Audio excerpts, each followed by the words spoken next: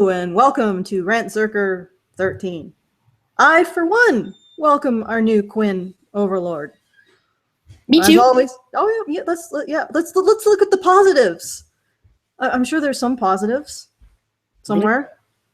Blue hair, yeah, blue hair for all. Oh, okay. So we're gonna try the YouTube app this time. Sorry for the sounds in the background. Once again, my husband is making lunch for everybody in the household. Lucky bitch.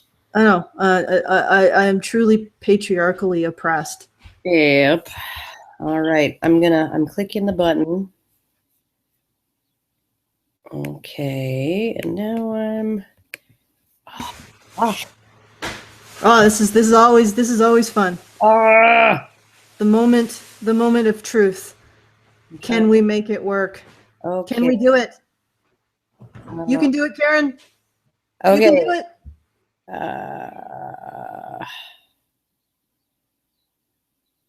Okay. Do you know how to? Okay. I'm just wondering. Okay. Oh, I got to add it to the.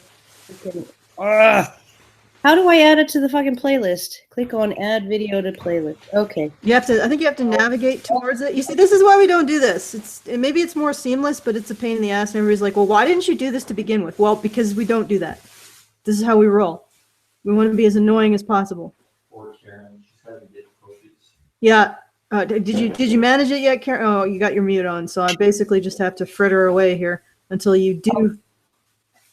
Yeah, no. Okay, I paused it. Is it working? I can't see a damn thing.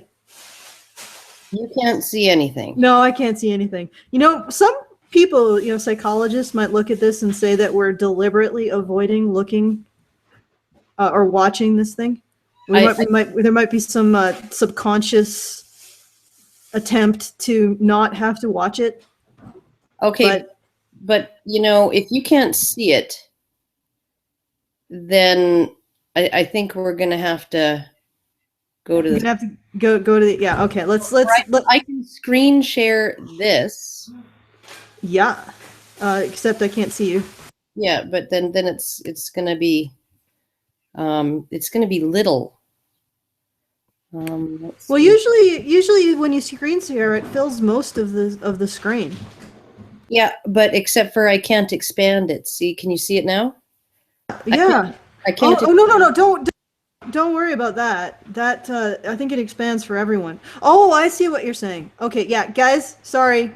We don't know how to get this to work properly. We're just gonna go with Plan B, which is what we usually do. Okay, how the fuck do I get out of this? You just hit the little red button with the YouTube. So yeah, there you go. All right. So I'm just gonna. Oh, I'm not gonna screen share that one. I'm gonna screen share that one. Okay, there we go. Yes, I see some movement, some progress. Okay. Towards the goal. All right. Here we go with the big dramatic music. Oh my God, yes. A huge round of applause, please, for Zoe Quinn. Woo! Okay, just be careful because we need to pause it quite periodically. Yes. Because in order to avoid DMCA acclaim, because every 20 seconds, and if there's more than 20 seconds, so everybody who complains about this, this is one of the reasons why we do that. Yeah.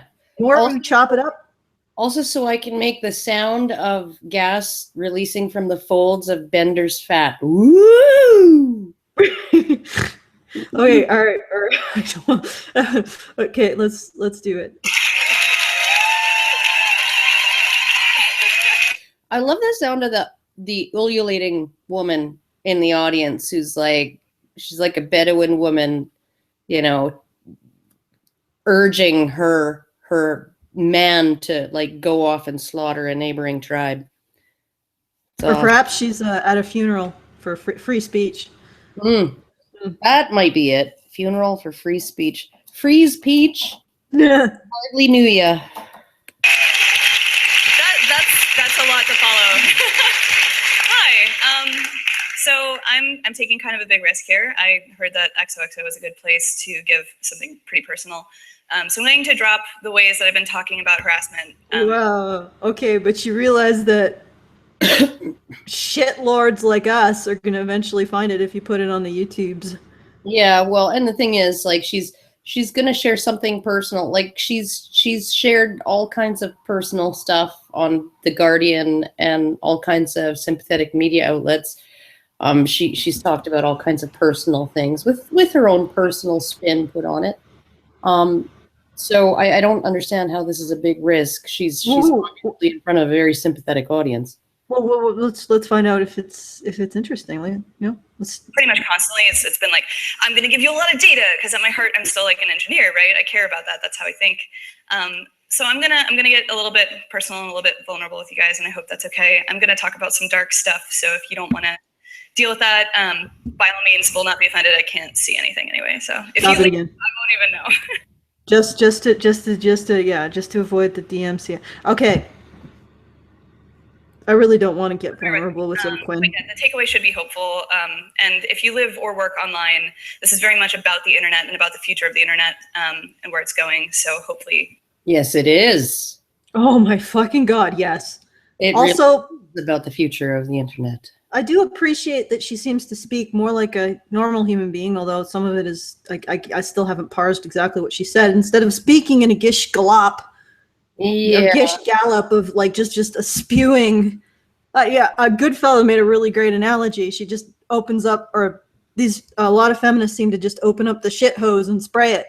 Yeah. 30 seconds of the shit hose, and everybody complains that it takes 3 hours to clean up. Yeah. Well, it does. Just shut your gobs. All right, let's go. I'm not just talking about myself at you a lot. So yeah, that's me. What? She's not just talking about herself, blah blah. I don't know what she means by that. I'm really distracted by her hair, which she seems to not own a hairbrush. Yeah, but you could say the same about me, eh? Yeah, I don't think you'd go on stage in front of hundreds of people without having brushed your hair. You know what? It does seem a bit odd that you would go to all the trouble to destroy your hair to make it that color and then not brush it. It's like, and she's definitely got a look that she wants. I mean, she's wearing specific clothes. It's not just she threw on a pair of sweatpants.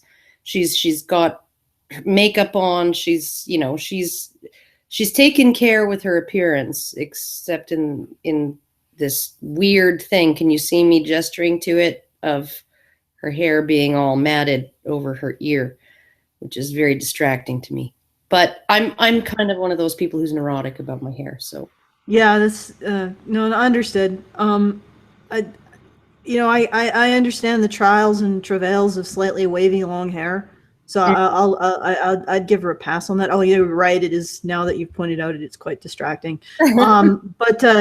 Mostly I'm just concerned, like, why she would say, I'm going to talk about myself, and I don't, and then say that's me. You know what? Let's go for it. Let's get into the meat. Let's stick ourselves right in. Independent game developer, artist, and most recently co-founder of Crash Override Network. We are, as far as I know, the only organization that works directly with people who are dealing with online abuse and harassment to sort of unfuck their situation, help them talk to people. Really? Do you think I should I message her? I think so. And tell her about the situation that happened when a whole bunch of people spread lies about me on Twitter? I think you should. About us, the Honey Badgers. Do you think that she would give us? No, I don't. This is. I think the unspoken expectation here is she means helping people with her particular ideological focus. But yeah. I'm sure that that's a lot to do with it, or just people who don't have an ideological focus, and and they're just sort of, I don't know, oh my God, dog, go die somewhere else. But just essentially just people who are just hanging out online and don't really do much of anything ideologically and come under attack. So I think that, but I think that there definitely are some people who are exempt from the kind of help that she would be offering, for sure. Indeed. Ideally, advocate so that there's less of people like me in the future. And so that there's less of people like her in the future. I would advocate for that, but yeah, less. probably But maybe not in the way that that's maybe not how she meant it. So Yeah. yeah. a little bit less familiar with that and more familiar with what happened to lead me to co-found Crash Override. Okay, what's with the up talking? Like, are you confused? Are you asking the audience whether or not you were led to? I'm just so used to the up talking that I just, it doesn't bother me anymore. I even do it sometimes, you know, it's sort of a bad habit, but. Well, it's not necessarily a bad habit if you're making an assertion you're not completely on. You know, like if I say something like, "Oh, do you think Martians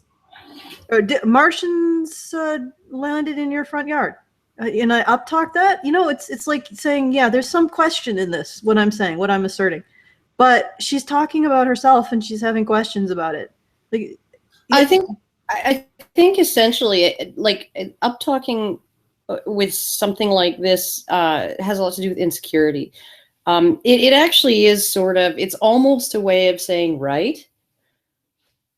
It really is. Yeah, but it's almost a way of saying right and sort of getting. It's a way of essentially saying to the audience, I expect you to agree with me here. okay, yeah, and but with your right, it's also a regional thing. But the other thing I would say is, like, why would she need to do that?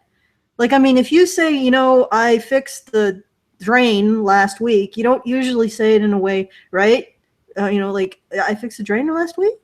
No, you know, you just said I fixed the drain last. You know, it's like, dude, Zoe, you're supposed to be an empowered woman. Act like it. Yeah. You did something, just say you did it. You don't have to question make it out to be some sort of question. All right. Okay. This is mostly from August of this year. Okay, stop. I want to read. Yeah, let's look at this. Horror gutter trash, you deserve every negative comment you got. Okay. You're ugly. You're so ugly, I don't even want to harass you. Got nothing to do than kick a hornet's nest and cry victim. Do you fat whore, what a piece of shit. You're the hipster trust fund entitled spoiled brat girl. I think that covers all bases. Do you think Quinspiracy has always looked gross naked? Someone should get on this Zoe Quinn photoshopped onto mutilated children's bodies thing. Maybe I'll kill Zoe Quinn for Gamergate next. Okay, that's not a good one. That's where? Although it's just one. It's a very indecisive. It's got a picture of. Does it look like? It's like darts, like those. It's got a picture of a semi-automatic suction dart gun. I think that would tend to make it. I think that's not intent. That's. Yeah, I can. That's a stretch. Yeah, but I can see, like, reading that and kind of having, like, the sinking feeling in your stomach until you see what it is. No, but then you see the suction darts. It's like suction darts are not a lethal weapon. In fact, I don't even think they hurt. Yeah. I mean, I think they just bounce off. Maybe one might suction to you. Yeah. Vile feminist Zoe Quinn, parasitic Jew Alex Lifshitz, both will be dead before Gamergate is finished. That's a little bit creepy. Sweetheart, we want you to quit tech because you don't belong in it. No one wants you in anything. That's just very specific to her, I think. Yeah, if you want to quit tech, please feel free. Your non-contribution and cronyism will not be missed by anyone. All right, that's legitimate criticism. Yeah, still sleeping with people for good reviews. Sounds like it's working. Don't forget those games. Don't forget to get those games out, though. Games in quotes. Nobody cares, you fat, pasty prostitute. Yeah, it's a lot of nasty stuff. I mean, but you do have pretty nice tits. Yeah, it's. I guess it's nasty, but like this is, to be honest, a lot of this stuff was, this is the stuff that sort of goes into my. I don't even care about it. Like when I see it addressed to me, and there's always this snide bullshit in the YouTube comments. Or tweets. I mean, that it seems to. It's like the internet. People go on there to be sort of critical. And let the dark contents of their subconscious flow. Yeah. None of these appear to be viable or valid threats. And yeah. Yeah, no, I mean, like, some of them are just pretty nasty shit. I mean, like, how close are you to breaking the world record for the most number of cocks sucked in a lifetime? Yeah. She's probably nowhere close to me, guys. Yeah, so. Yeah. Karen, you're going to have to defend your title. Yeah, I think so. Because I've made no secret of the fact that I've been around. So I think the main reason I don't get called on it very much at all is because I never really did it for personal gain or anything like that. I think you own it. Yeah. I mean, if someone came to the house with like a nice trophy and a plaque and like a sash. Oh, I'd get professional photos done. Yeah. I had Dan Moore come back out from Saskatchewan just to take pictures of me in it. Yeah, do a little montage. Oh wait, that can't go up on YouTube. Sorry. Of like highlights. I don't have pictures of any of that. Yeah, no, but you could do like highlights reel. Stupid. Stupid. I don't thank all the cocks. I don't want my mom to see that shit, so I've never taken pictures of it. Jesus, Allison. Okay, all right. What must you think of me? Oh, let's move. What? I don't really think any. A montage of, dick sucking. Anyhow, moving right along. This is not all of it; it's just some of it. So yeah, again, bad things. Don't worry about it too much. This is just the stuff I can. Wait! Don't worry about it too much. Great. We'll take your own advice. She says this is just the stuff I can show you because I'm sure that if she had credible threats, that the FBI would have told her not to show them to anybody because it will interfere with the investigation. So okay. I can't show you all of the things because I don't think that's legal. But yeah. What? Oh yeah. Well, that scuppers that theory, Karen. I don't think that's legal. Also, photoshopped porn images and things like that. I'm sure she's had that. Like. Yeah, well, we have that too. There you go. So I usually class that as loving fan bullshit, or like audience, like it's the Rule 34 stuff where you're a pony. Oh, who was it that did that video of was it God,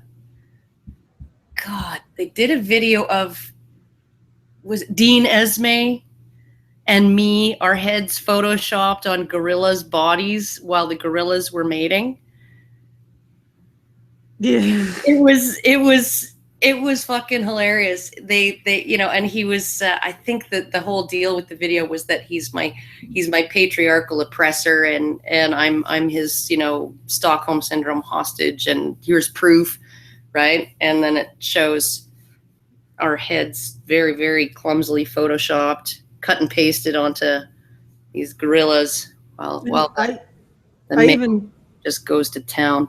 I even created sort of we could say like a very soft a suggestion of you and Milo. The really bad Photoshop. I remember that. That was so cute. That was awesome.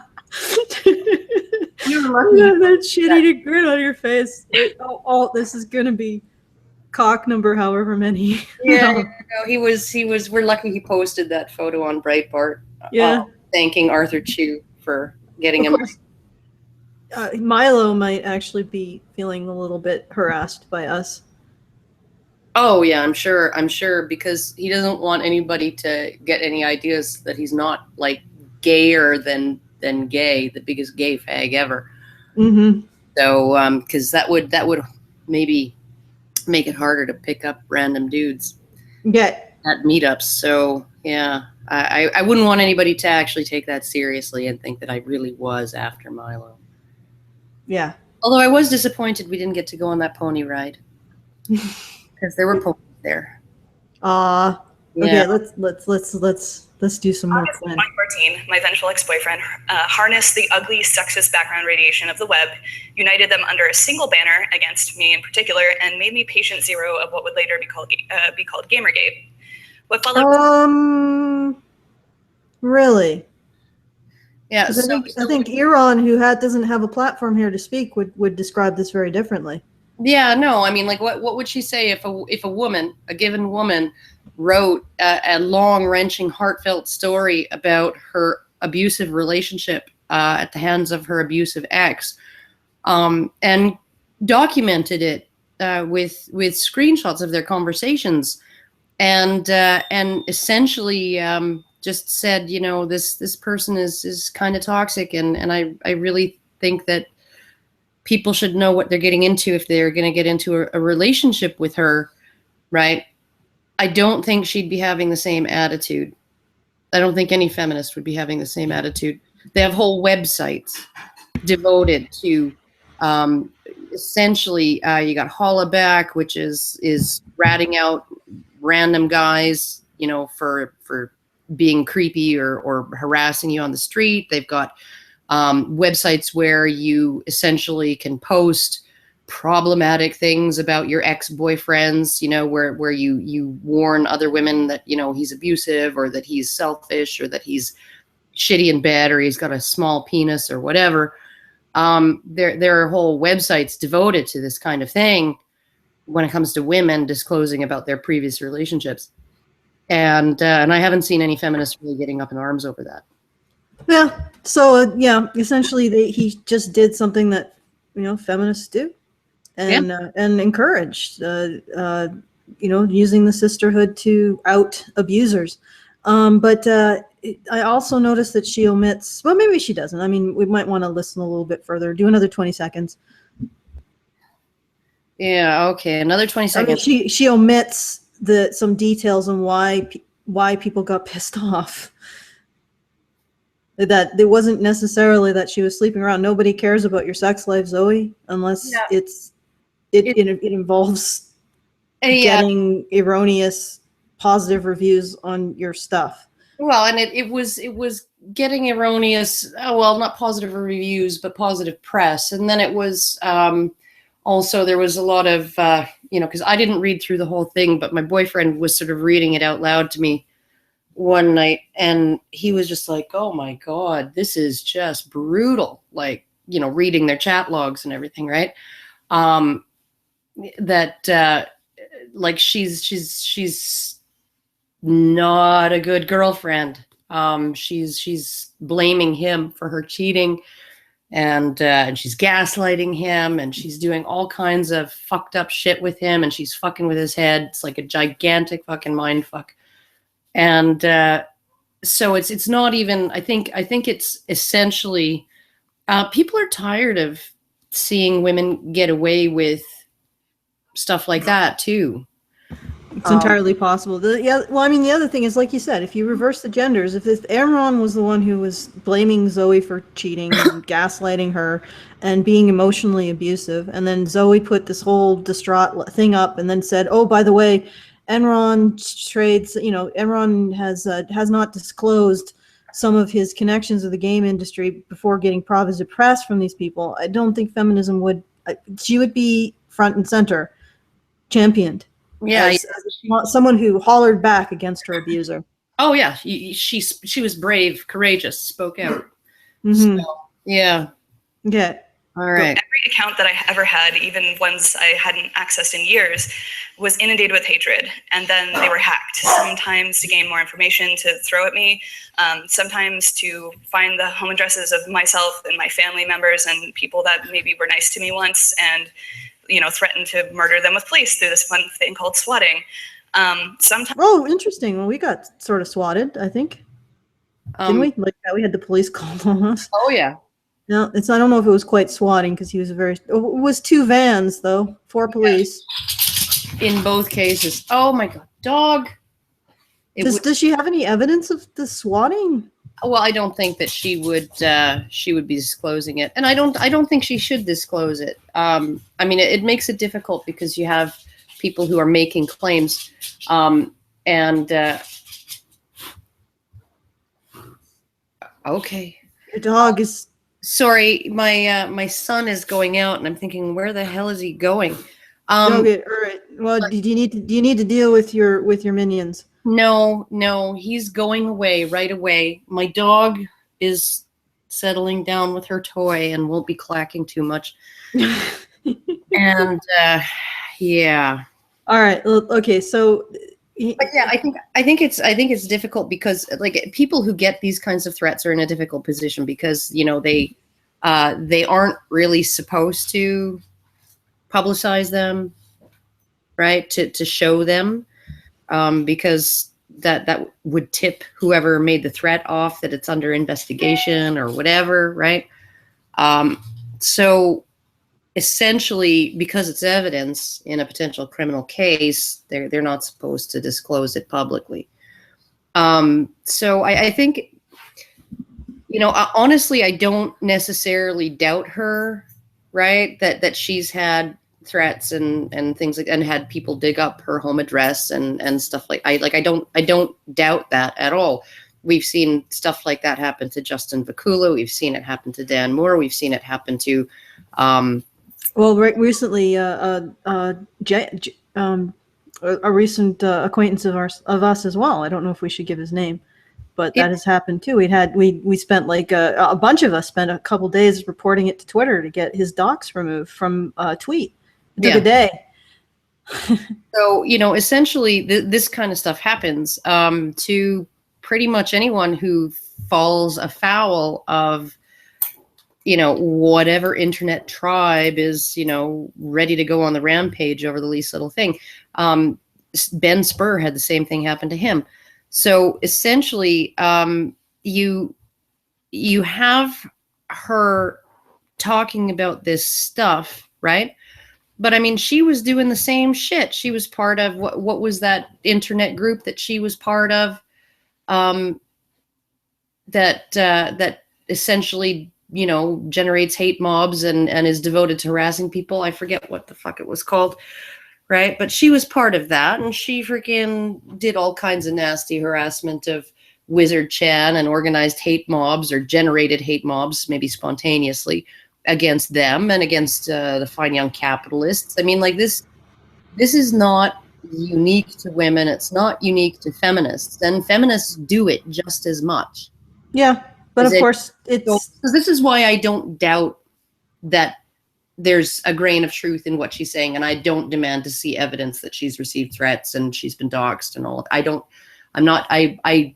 I'm prepared to believe her because this is the internet we're talking about, and I've seen it happen to people that I know. So yeah, okay, but let's. Times it was to send this poor woman named Zoe Quinn in Massachusetts that just has the same name as me a bunch of pizzas. What's it? Eventually, well, that's not really that bad, really. Yeah, well, what all she has to do is say that was a prank and turn them away at the door. I mean, it's not like she's stuck paying for them. Or she could just throw a pizza party. Yeah, well, I could go for some pizza right now. I sure wish someone would dox me and send me one. Yeah. You already have your, I mean, it's not that hard to find you. You don't really hide. No, I was doxed by the white pages. Yeah. Yeah. Oh, those fucking white pages. That should be the next feminist crusade. Yep. Get rid of them because they're like horrible doxers.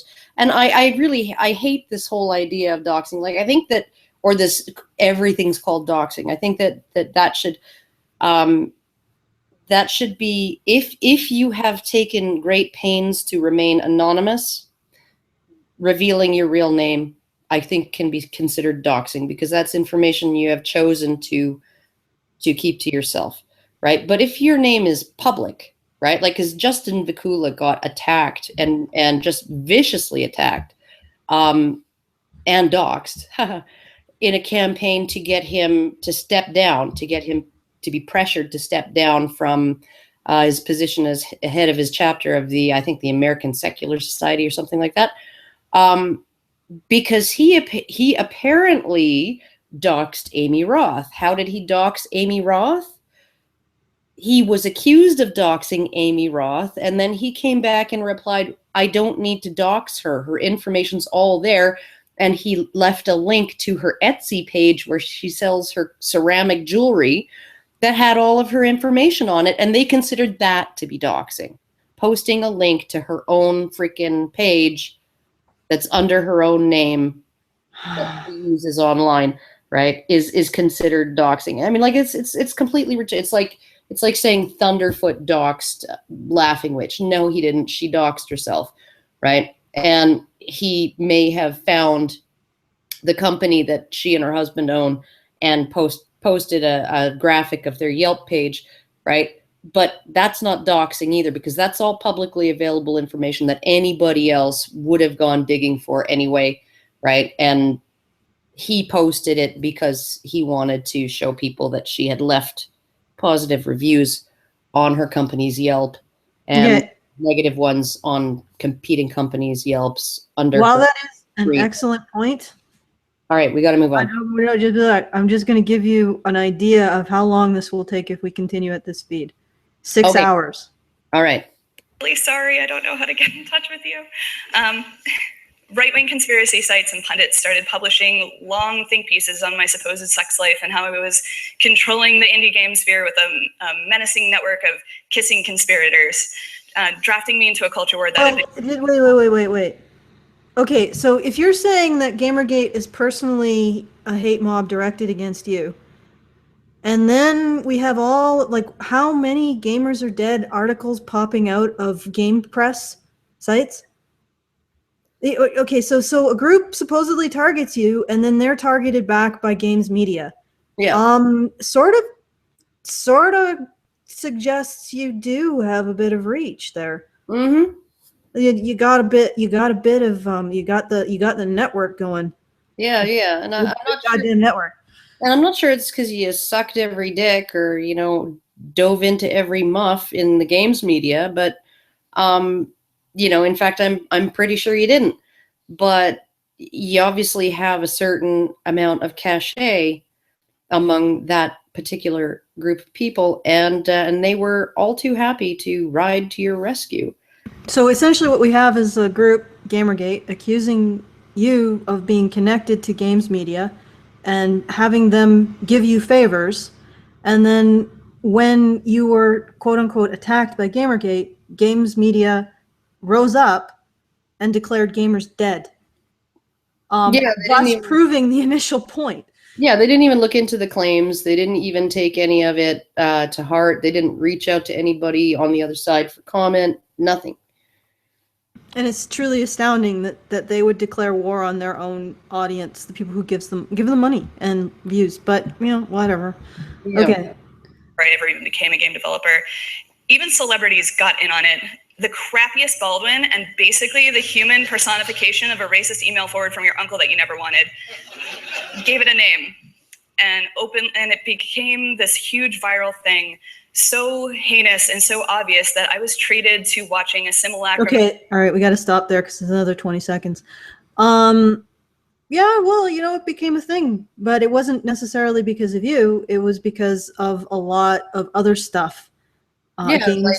Like the games media releasing 28 freaking gamers are dead articles in 24 hours. You know, like the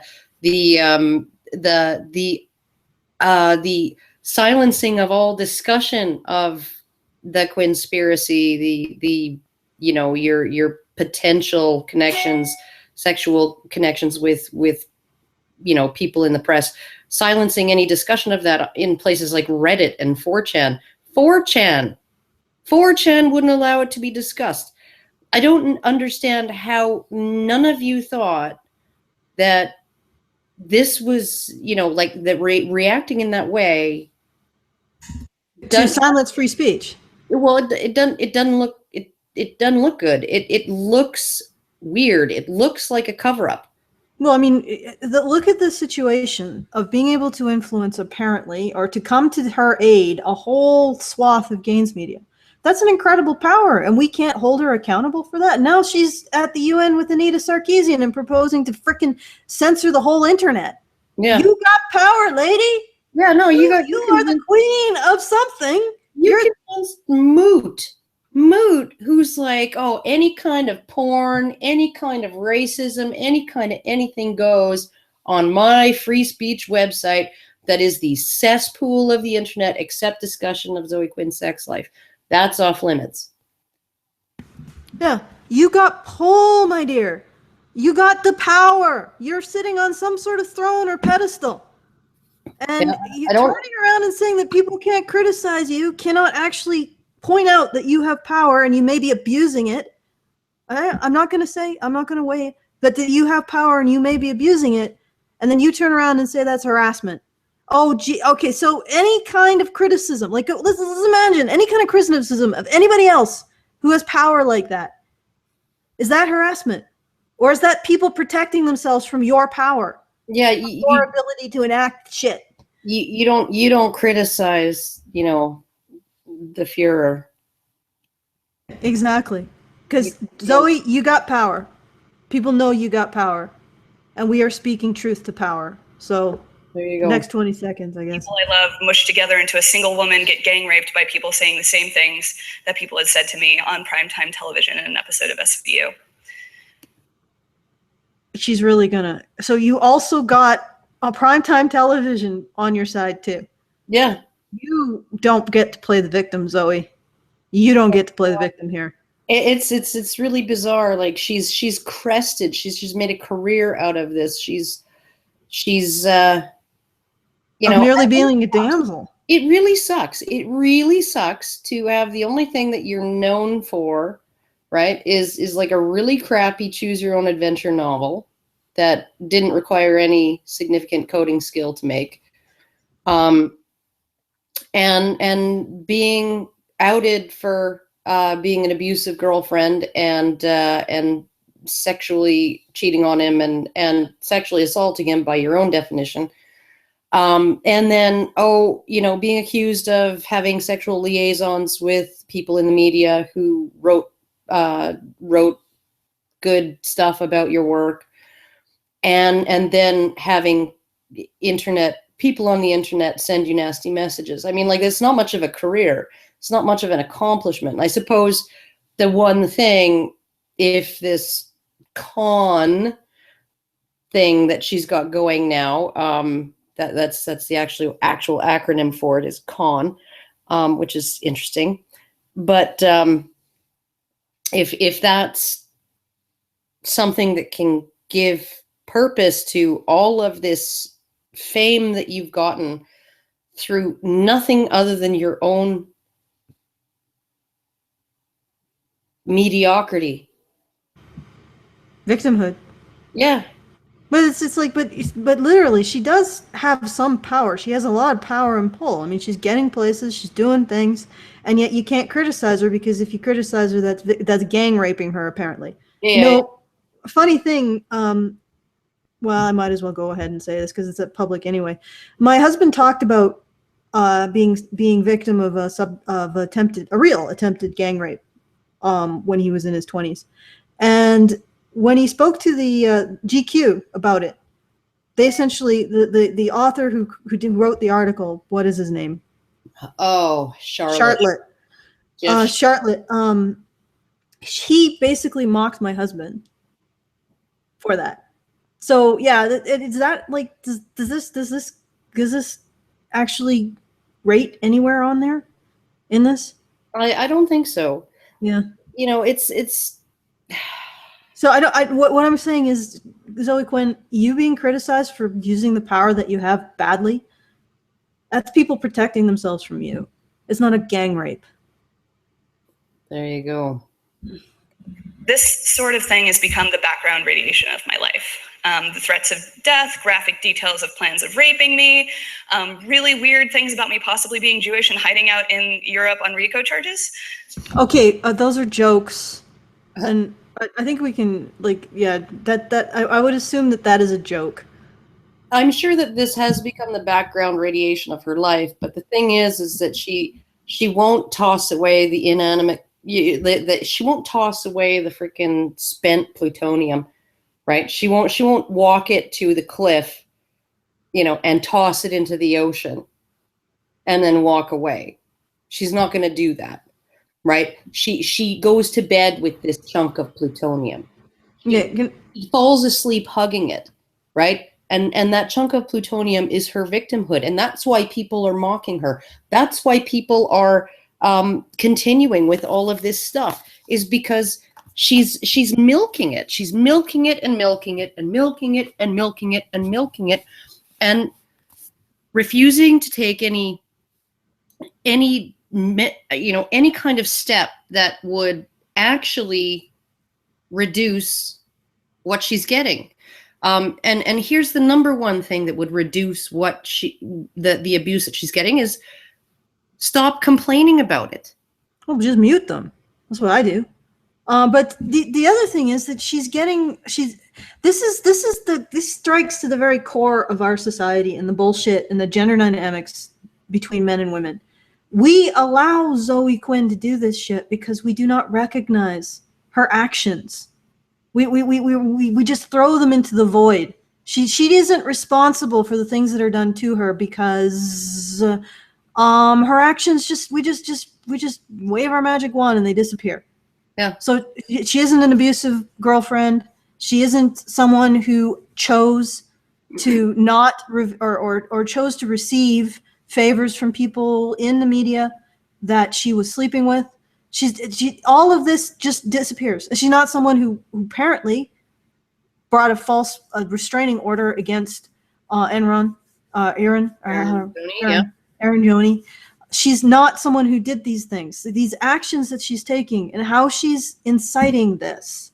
And yes, you can incite these things. I mean, hell, feminists think that men incite being shamed constantly through these campaigns of blaming men for everything just by existing. They don't even have to do anything, and they are responsible for all kinds of atrocities apparently. But the reason why we do this, the reason why we let Zoe Quinn get away with this is because we do this with all women. We are more comfortable with viewing women as victims, as in terms of other people's actions. Like these are all of these things on the screen. Someone else's actions. This is how Zoe defines herself.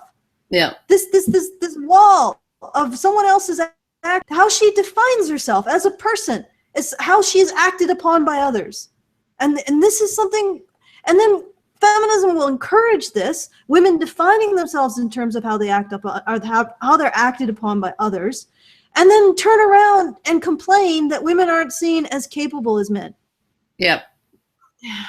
Like men get male journalists, men, all over the place. They get the exact same kind of shit that's on this screen right here. And you know what? They don't talk about it. They don't worry about it. If they get something that looks credible, they send it off to the police, and then they don't say anything. Often when they're swatted, they don't say anything either. Because they don't want to have other people know that they can be got to that way. Yeah. But again, I don't want, this is gonna be 5 hours at least. Yeah, I think it's for fictional crimes against a Jew salesman. So you'll notice again that this is almost entirely from August of this year. None of this is abated. Once things get big and hot enough, then with all of the people that Gamergate has spread to, because I'm one of the more visible ones, but I am by far not the worst. It's not just feminists, it's people of color, anybody progressive, their friends, their family. 1 year later, it continues unabated. One of them got picked up on terrorism charges earlier today. Oh. One of them got picked up on terrorism charges? Apparently. Oh, she's talking about the unaffiliated one who also published stuff on Jezebel, was it? Remember? I don't remember. No, it was a third-party troll who did all kinds of crazy shit. And also got published by her side, if you want to call it sides. Huh. I forget his name. I know what she's referring to, but I like the joy in her face. Somebody in the chat. Give us. Yeah, tell us who this person was. Because I wanna know. And I wanna read up on that. Because honestly, I think that if somebody is actually sending credible threats, or if somebody is actually making repeated an individual is making repeated, obviously unwanted contact by phone or email, you know, communication directed to the individual. That doesn't include talking about somebody on social media using their Twitter tag, right? Their Twitter name. But actually directing communication at them, or to them specifically and repeatedly, knowing that it's unwanted. I think that that's something that you can, you know, there are laws against. I think we got a name. But I just amazing. John Cena? No, that's I'm terrible at names. Not John Cena. Sunday. Oh my God, Joshua Goldberg. Joshua Goldberg is the name. Wow. Huh. Interesting. All right, Joshua Goldberg. I'll have to look that up. Not against me or any of us. This stuff tends to spread, so they made a bomb threat. Now they're going to jail. But that's a year later, right? And this might lead you to the obvious question, which is really the thing that I want to talk about now that you're sort of briefed. Who did they make a bomb threat against?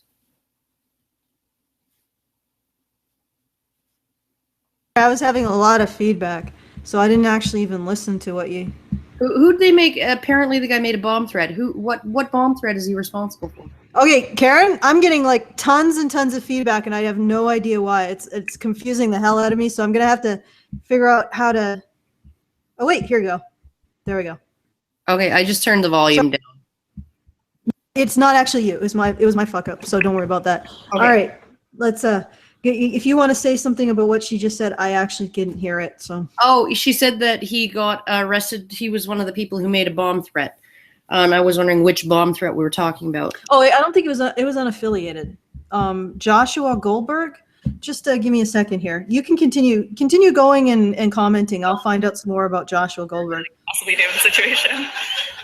So it might lead you to the obvious question, and that's the part I want to talk about today. I actually have a good idea of why. Not just from being targeted for not just the year of Gamergate, but even before that. Not because I've dealt with hundreds of cases of other people's harassment and... Okay, what is wrong with people? Again, I'm a game developer, I'm a systems-based thinker. I see the lines and where people keep having the same things happen over and over. But no, you don't. Like, okay, I am actually a systems. I've done a lot of work in systems analysis, and intervention in systems. You are not a systems thinker. You are a black and white thinker. You have identified the enemy, and you are playing victim of them in order to destroy them. It's as simple as that. Pretty much. First, that you might not expect. This is me. This is teen me. You may have known someone like me in high school. I was the funny looking one who wore a trench coat and played hacky sack outside the cafeteria. Oh, that's an interesting pinstriped outfit. But okay, I'm looking at this and I'm thinking, you know, she's the funny looking one, but by choice. Absolutely. Yep. With the other greasy kids, I was the girl a cool kid had to ask on a date once because he lost a bet. Yeah, that's happened to me too, lady. Oh, it never happened to me. Oh, well, it's like I was not just weird looking, but I didn't belong anywhere. Mm-hmm. And I was okay with that, actually. Yeah, no, it's not bad to be weird. Or to not have like a group that you belong to. I mean, like I had individual friends from just about every group. But believe me, I didn't actually go out of my way to draw people's attention with weird colored hair.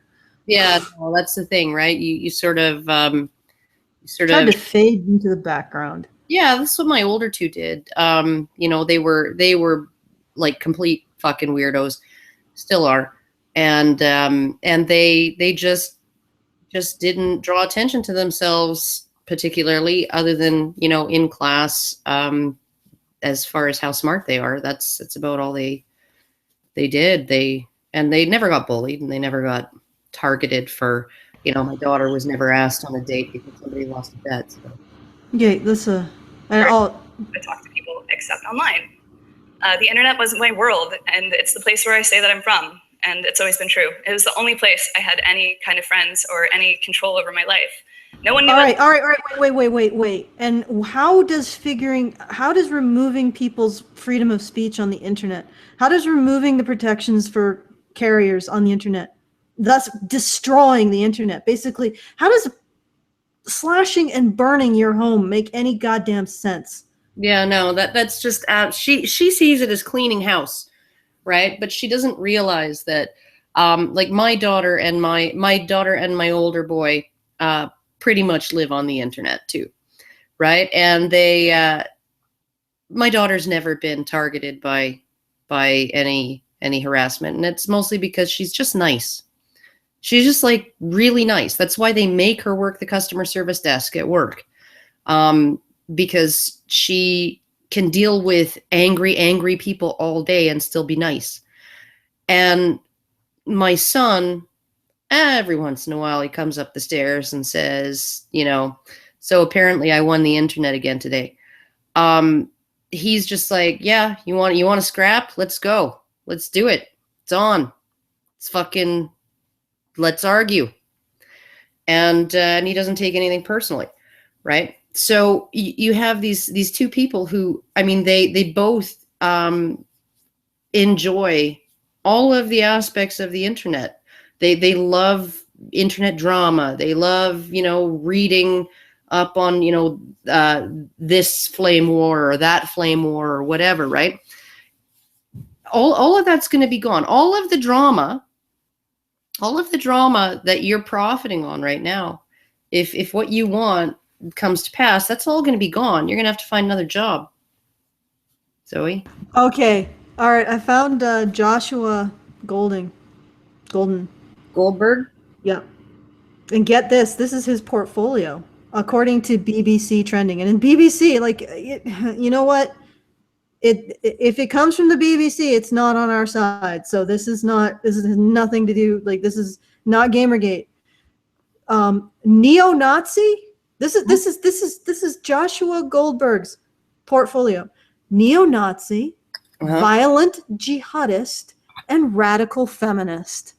Oh, that was where he occupied. That was where he did his trolls, and he got picked up as a terrorist. So he probably doesn't believe any of that in any realistic sense. But there's something about those three groups that are similar that he could exploit to troll. I wonder what that could be. I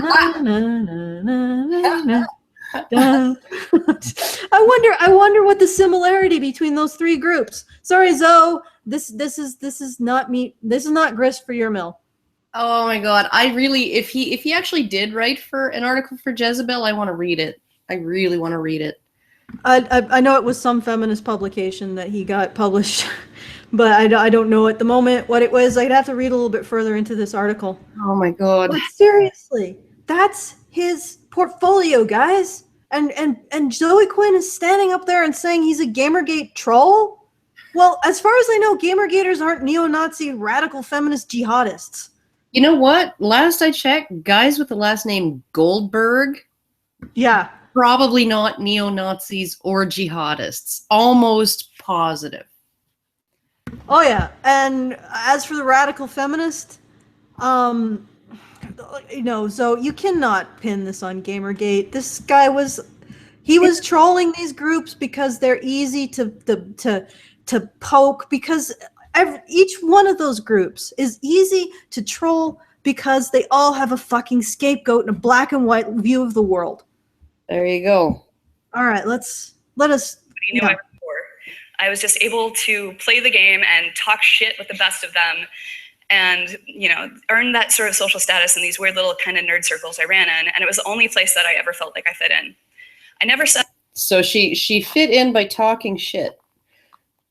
That's like my son fit in by talking. All right, but okay, so you sort of like the shit that she's got on her wall there.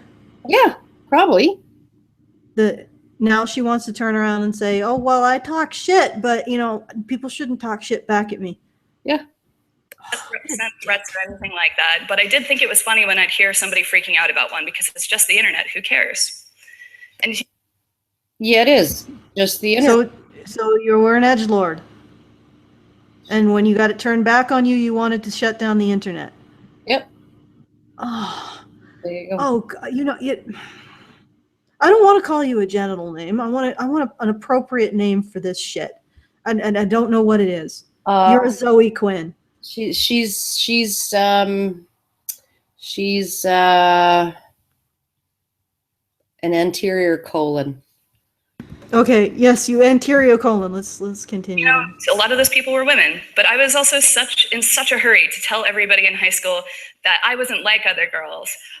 I was a cool girl. Oh, here it comes. Oh, she was a chill girl, you mean? So you were an asshole to other girls. Yep. And now you're gonna blame patriarchy for it. I'm sure. I mean, because that's what this is what it's all about, right? Chill girl is internalized misogyny, and she insults other girls because patriarchy made her do it. Not you, Zoe Quinn. I'm seeing an interesting sequence of progression here. I mean, what you said about her chat logs to her ex-boyfriend, indicating that she was abusive. Her herself saying that she was abusive towards people, and now I guess she's going to say that the devil made her do it. I'm thinking. What that means is I essentially bought into the carefully packaged concept of what I thought being a woman meant. Being flighty, frivolous, over-emotional, and anti-intellectual. So she thought she was not that. She bought into the stereotypes of women, the patriarchal stereotypes of women as being all of these things, but she was above that. She was beyond that. Well, you know what? It appears to me that she's not, because if she actually was, she wouldn't be on a stage whining about getting nasty tweets. Well, the ultimate, what the underlying thing that everything that you said that patriarchy says women are, do you know what underlies all that? Is reactive. Yeah. Patriarchy says that women are defined by how they react to other people or how other people act on them. And what have you just done? You've splashed up a wall of other people's actions and said that defines you. You have escaped nothing. And furthermore, as a girl who was abused by other girls in high school, I reject your statement that patriarchy made you do it. You did it. So you did it. Now, you didn't abuse me, but I'm sure you abused other girls. Yeah. And I'm going to speak up for them. No, you don't get to wave the patriarchy card and say, oh, no, my internal soggy knees made me do it. Bullshit. You did it. Yeah, no, and what's really frustrating is that, like I get called a chill girl all the time, right? But I don't go and abuse women. And just sort of, and because I buy into like certain stereotypes, I have found some extremely admirable women who are, they have integrity, they have principles, they're honest, they're forthright, they are not whiners. There's just plenty of women like that out there, who have all of these qualities that are admirable, right, in anybody. And I'm not criticizing her for being a woman, right? But she's fitting all of these stereotypes right now. Well, yeah, it's just, and her actions, like, it's not criticizing a woman to say this particular woman is an abuser and a self-professed abuser, and then she's trying to do, and this is what's so annoying about feminism, is it gives abusers an out, men or women. I mean, Male feminists can say, oh, it was toxic. I'm not responsible for raping that girl. I'm not responsible for beating my wife to death. The patriarchy made me do it. Yeah, no, that wasn't me. That was masculinity. That was toxic masculinity that was forced on me. Bullshit. It was you. And so it wasn't you buying into a patriarchal view of womanhood or whatever. It was you hurting people. And if you were mean to other girls, it was because you chose to do that. You don't get to blame that on anyone but yourself. There you go. Early to my friends in the chat rooms that I got most of my socialization in, partially because that behavior was rewarded and reinforced by my nerdy compatriots who agreed that I was totally not like those other girls. I use the phrase attention whore. That's really weird. That's really weird to me because a lot of the times when women would be going after each other, I remember one time and this sort of encapsulates the whole thing. I was listening to a bunch of teenagers when I was a little older in university talk about like this girl was talking about calling another girl a slut, and what she was doing and how she was being verbally abusive to that girl. And her male companion who was sitting beside her said, "Don't you think that's a little harsh?" Yeah. That's something that I've seen. It's not boys encouraging this behavior. It's girls encouraging this behavior and engaging in it towards each other. Yeah. Well, I mean, it's just like most of the violence that men suffer is perpetrated by other men. Most of the aggression that women suffer is perpetrated by other women. That's just what intersexual competition is. Indeed. And that is a very good point. But again, let's move on. Move on. And took pride in my ability to take the mocking, disrespectful tits or get the fuck outs of my male friends and turn it back around on them. And usually using awful homophobic slurs because I was dealing with the fact that I was queer, couldn't tell anybody, and didn't understand. Okay, wait a second. No. You were using homophobic.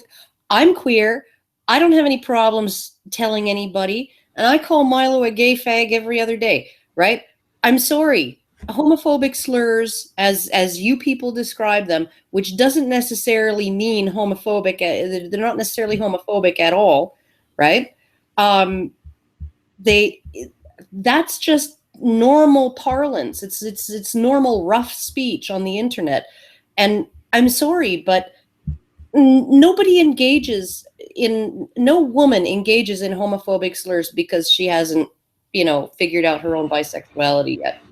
What homophobic slurs are you talking about? Like, I assume what you're talking about is more like you're a faggot to other men, right?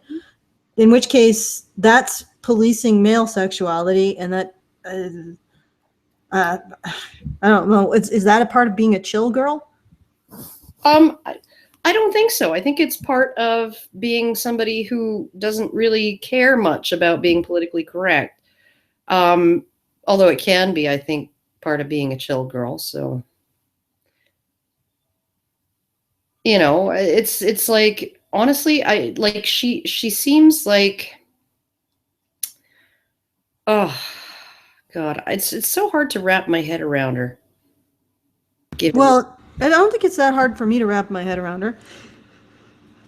Ooh, excuse me, I just had to sneeze.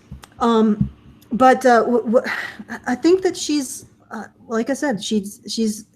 It's not that feminism. No, actually, it does. I mean, I think she's drawn to feminism because she gets to excuse her behavior. Yeah, I think instead of taking responsibility for it, she gets to say, "Oh, I was a chill girl, and that's patriarchy's fault." No, friend. It's your fault.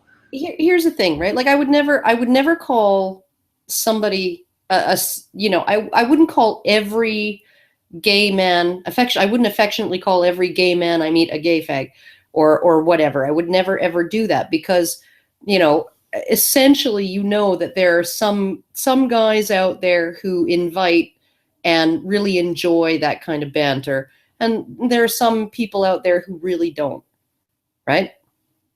Who really, really don't tolerate it very well.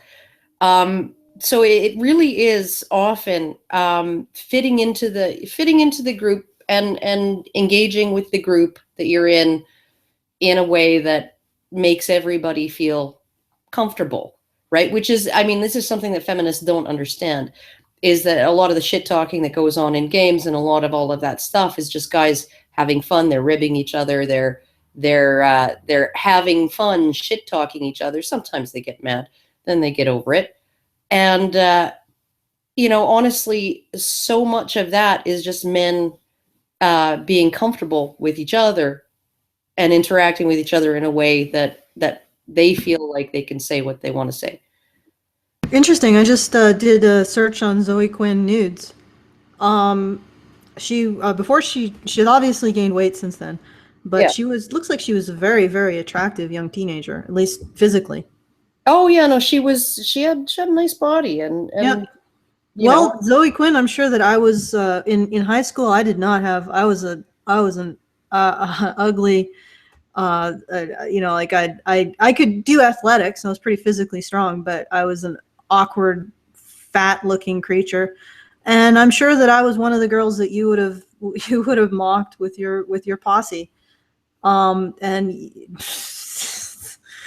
oh, because I'm not really feeling very compassionate. No, not you know what? I always try to extend compassion towards people because I know that they can change. But you sound like an asshole. Like seriously. And looking at your pictures, sure, you would have been you would have been a very attractive young woman. You probably would have had a lot of attention because you look physically very nice. And I can just imagine the kind of person you were. I can just imagine it. And believe me, patriarchy, I'm not going to let you hide behind patriarchy if you were that kind of person. If what you say is, I have no reason to disbelieve you when you say that you insulted other women or other girls. yeah. No reason to disbelieve you. So I'm getting a very, very clear picture of the kind of person you were. About myself.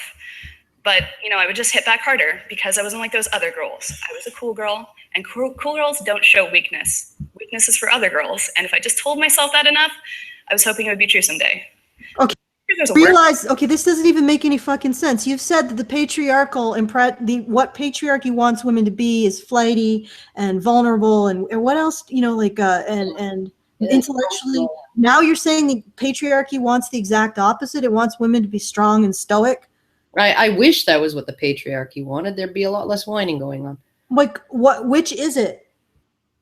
Which is it? Yeah. Because you're just given two different and completely opposite ideas of what patriarchy expects from women. Does it expect women to be vulnerable and flighty and emotional, or does it expect women to be strong and stoic? And tough. And tough. Anyway.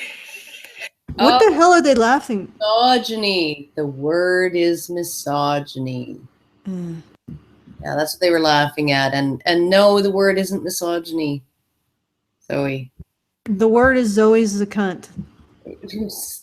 The word is, being a woman doesn't excuse you from the expectation that you behave like a decent human being. Okay, let me qualify that. Zoe Quinn behaved like a cunt. There you go. That is the word. It's not misogyny. It's not internalized misogyny. It's not patriarchy made me do it. It is I behaved like a cunt towards other women. Yeah. Okay, here. Lessons from a reformed internet ass. The reason I'm telling you this is that because if Gamergate had happened several years ago and to somebody else, I would have been on that side. I wouldn't have been the ones making the threats, engaging in weird culture wars, or making weird MS Paint conspiracy threads about who made out with who once. But I fully believe that most online mobs are made up of enough useful jerks like I was that hear their internet buddies saying someone sucks and fully believe them and join in on it. Oh my God, you're right. You're right. I don't Okay. I don't know what to say. No, No, I mean, like, she's absolutely right. She's absolutely right about that. I don't think that she's reformed, right? Because I think that she's doing the exact same thing to Gamergate. They suck, and all my friends are going to go along with my saying that they suck. Yeah, well, I mean, if she's not reforming the need for a scapegoat, then what's reformed? Yeah. I was the same sort of person you see make up the bulk of online hate mobs and these dog piles. And there's some important things to know from that perspective, because how often we talk about these issues, it doesn't really get into the structure of online harassment or the systems. The only thing that gets into the structure of online harassment, Zoe, is internet censorship, period. Yeah. And that is more appalling a thought than edgelords like you being able to edgelord it up. Yeah, I would have to agree. There's no way to control the internet except to control it. And once you control it, you have somebody deciding who gets to say what. And who are you going to trust, Zoe? Right now, the press is on your side. Right now, the UN is on your side, right? And so you think that it's safe to let them decide, the press, the media, the government, the UN. You think it's okay for them to decide who gets to say what, but what if they weren't on your side?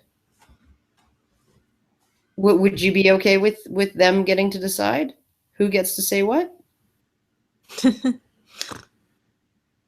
All right. Again, That's a good point. systems, patterns, kind of my home turf. I might be one of the people who best understands and sheds some light on the useful idiots of Gamergate. Fuck's sake, the demeanor change. She's doing the I'm a little girl thing. Oh yeah, no, maybe she's just nervous. I don't know. She looked pretty gleeful when she announced the terrorism thing. She did, but I And mean, this is a sudden demeanor change. Yeah, when your emotions go up and down when you're giving a speech, I'm willing to give her this. Like, she's nervous, whatever. That could be completely genuine. It might not be a ploy. All right. Or at least can tell you some things you might have heard before. And, G.I. Joe knowing is half the battle. And from there, maybe we can gain some understanding of why this happens, and more importantly, how to reduce the amount of harm it causes. Can we stop using the word trolling? I will say this on every stage you give me until we stop doing it. Trolling is what I did back in the day. It's the stuff that if you pulled on your friends, you would still be friends with them. It's not essential. Wait a second. I know. She said that she was okay, you cannot speak from authority. If you're going to say that these people, you were a part of this culture, now you're going back on exactly what you said. Now you're saying, no, I actually didn't do that. I wasn't an edgelord. I wasn't a troll. I was just doing it for fun. It was a prank for my friends. Okay, which is it? Yeah. I mean, Jesus Christ, how can people listen to this? I mean, she contradicts herself within a minute. Yep. Were you part of this culture that you want to decry? And then you're giving yourself the authority. You're giving yourself an authority of having been part of this culture of internet malfeasance. Another thing too, right? Because I have probably lost friends over what I do, right? I mean, I probably have, and I've never trolled anyone. And I've rarely used abusive language. I never do almost ever in text, right? I almost never use abusive language in comment threads or in blog posts or anything like that. And so, like, none of what I do would classify as trolling, and almost none of it could even be remotely construed as abusive. And yet I'm one of the bad people here, right? You would consider me one of the bad people. Yep, just because of the way we think. Yeah. And we don't present these concepts in an abusive way. And that's the thing. The ultimate goal here isn't to stop trolls. It's to stop people like me and Karen. Like, once again, the mean girls are out in force. Yeah. I mean, I'm on the block bot. I think I'm on the second tier. I'm on the first tier. I don't know how that happened. Oh, it's because you actually go on Twitter and do stuff on Twitter. No, I was on the first tier before I even did my first tweet, like a first legitimate tweet. Wow. Yeah, they got me on the first tier before I even opened my mouth on Twitter. Wow. They really are scared of me. I'm jealous. I'm not sure what to say. Oh, no, I think it's because you're more involved in the discussions of Gamergate on our radio show. No. I was on the first tier before Gamergate was a thing. Oh. I was on the first tier before Gamergate. Well, I was on this block before Gamergate, and first tier before I even tweeted, ever. Wow. I had a Twitter account, but I never used it. It had maybe 10 followers, maybe 200, because people sort of knew who I was. I was there. I was on that freaking tier No, they know me. They know me from the arguments I've had with feminists on the net since like 2003. Oh, I okay. never, and you know the way I argue, I rarely do ad hominems. Yeah. I'll say you're acting like an idiot, or I think you could be smarter than this, but I don't really call people names. I don't abuse people. They put me on that block bot simply because of what I think. Yeah. No, I think we need to clarify that the way you and I express ourselves in writing is very different from how we express ourselves on the radio. We'll freely use like nasty words like cunt and stuff like that on the radio or on live streams or whatever like that. But most of what these people would have been aware of would have been arguments, in text format of yours. So, ooh, the echo starting. Uh-oh, I'm sorry. We gotta mute you. Oh, then I'm gonna have to. Ha! Sorry, I got you right in the middle of a sentence. So just unmute yourself, and that usually clears everything up. Okay, Yeah, is that there you go. That's good. Yeah, that sounds good. All Okay. right, so let's go back to the Zoe. Okay, Zoe. People, and I guess now as of today I can say literally terrorizing people. So and beyond Literally terrorizing. Well, no, the radical feminist, the neo-Nazi, and the Islamic jihadist. Yeah. This is the Gamergate troll. Yeah. Because I don't know, I think he once might have posted in a game. I don't know what the connection is. Even BBC didn't make this connection. Zoe, give it up. Yeah. on that, can we stop referring to a problem that we have to fight to get recognized and take seriously by the name of a fictional mythological creature? Like, how backwards is that? Modern trolling sounds as the same as the shit people who follow through on it actually mean. So when targets have to deal with that, you sort of end up playing this game of Schrodinger's murderer every time you get one of those threats. Are we playing with Wait, what? She's talking about when you get a threat from a troll, you have to play the game of Schrodinger's murderer. Like, is this the one that's actually coming to my house? Or is this just the guy who's talking smack on the internet? And Zoe, 99.99999% of the time, it's somebody who's talking smack on the internet. And the guy who actually does go to your house probably isn't going to announce it. No, like as soon as someone announces shit like that, they're not.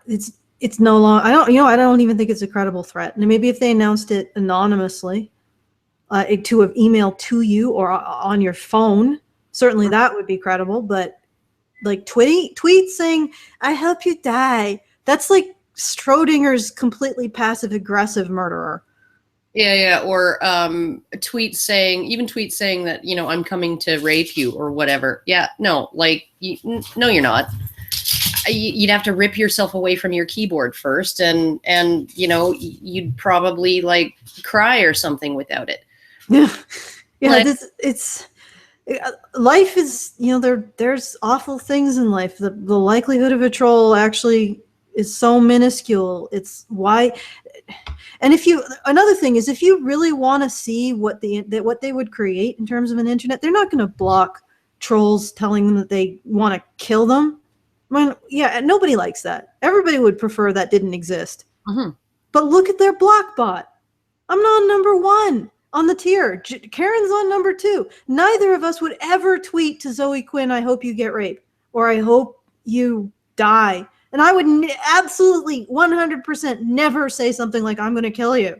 Like, that would be so fucking stupid because it's actually illegal in Canada to do it. Yeah. And it's like, this is not what they're going for. They're trying to create a system where they get there's no criticism and nobody opposes their ideology. Yeah. They could just run rampant in people's brains and nobody can question them. That's what they want. Look at the block bot.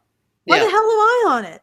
Why the hell am I on it? I haven't fucking ever done anything to anyone on Twitter. I maybe made some pointed tweets. I heard KFC was on it because KFC was being followed by somebody who's on the block bot. right? So somebody on the block bot was, like, oh, I want to know by, being updated with tweets what specials KFC has on and what new menu items they have.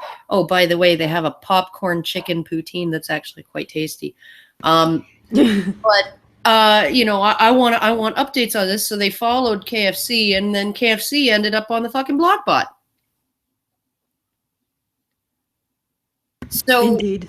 It's just at what point do you stop? At what point do you actually stop and say, what are we doing? Right? Like, there's all of these people who, like, we are insulating ourselves. We're essentially wrapping ourselves in layers and layers and layers of bubble wrap and cotton wool, and we're stuffing earplugs in our ears, and we're leaving two little pinholes, in front of our eyes.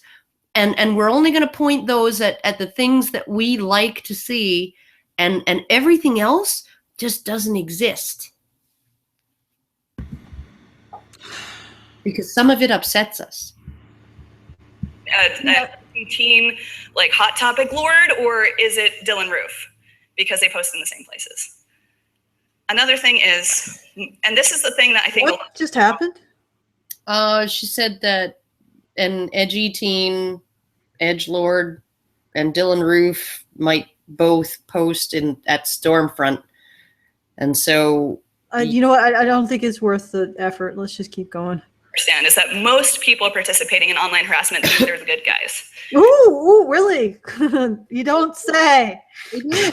They absolutely do. Nobody wants to think they're a bad guy, except maybe that jihadist, anti-freaking I think he probably knew what he was doing. Neo-Nazi radical feminist Goldberg dude. Yeah, this is like, I'm sorry, but yeah, you're right, Zoe. Very rarely do you think does the bad guy think they're the bad guy. They usually think they're the good guy when they propose to censor the internet to prevent criticism and any questioning of their ideology. Because it's not like you don't have to, all you have to do is look at who they block on their block bot to know that it isn't about the rape threats, the death threats, or the supposed rape threats, the supposed death threats. It's about control and power. Yeah. And insulating themselves from dissenting viewpoints. And these are the people who are informing the UN of how to approach internet freedom. Oh, freeze peaches, man. Freeze peach! You do chaotic neutrals, but most people participating in things like Gamergate or other mob abuse think they're totally doing the right thing, like some kind of crappy internet Batman. One rather telling way to highlight this in particular. Why would she say people who are participating in Gamergate think that they're like the good guys, and people like me back when, I was doing the same shit? Or people like me now. Boy, your dog is really getting into it. Or was. Somebody's walking by outside, and I don't feel like going and letting her in. They're walking by with a dog. That's why. Oh, okay. Dog to dog communication. Yeah. All right. Yeah. Yeah. I guess she doesn't. But then she said that she was part of the culture, the edgelord culture. But then she said she wasn't part of the edgelord culture, and now she's probably thinking that she doesn't need to take responsibility for thinking she's good when she's actually doing evil. Because we all know the solution to everything is shutting down the internet. There you go. And nobody likes to think of themselves as a bad guy. Is how often when I meet somebody who's been targeted in a similar manner as I have, hey, do they have a weird conspiracy theory about you secretly being rich? Every freaking time the answer is yes. Okay, I'm just going to go let my fucking dog in. That's really specific. I mean, is this the worst of it? Like, they have a conspiracy theory that you're secretly rich. Maybe because you make I don't know what let's ask the chat to do some impromptu researchizing. How much does Zoe Quinn make on Patreon? Does she make money on Patreon? How much does she get paid to talk at UN and get flown out, talk at the XOXO festival? Like, these are things that cost money, and I imagine that she probably makes speaker fees. I don't know. Well, let's throw it to the little chat. Honestly, too, she apparently was bragging about, going and touring Europe for a couple of months before that planned vacation happened to coincide with when she had to flee her home to Europe just to be safe. I don't have the money to spend 2 months in Europe. Yeah, that might, Zoe, you might look at what you're saying about your life that might indicate to people that you're living a little high on the hog. Like that you're not penniless, you're not impecunious, Zoe. And they'll also probably note that you apparently don't have a job, which is okay. Like you can create content on Patreon and be an artist. That's fine. Yeah, but I mean, like you're making what, 3,000 something a month right now on Patreon. That's really not a whole lot of money. Well, no, it's 3,000. That's 3,800 on Patreon for American. I mean, that's a comfortable lifestyle. As if you're frugal, that's extremely comfortable. It's not going to Europe comfortable. Yeah, not by a long shot. It's not being able to afford to dye your hair every month. Comfortable, and getting tats and sick tats and all of that comfortable. I've never been able to afford a tattoo. I've never been able to justify the expense of a tattoo. Yeah, in my entire life.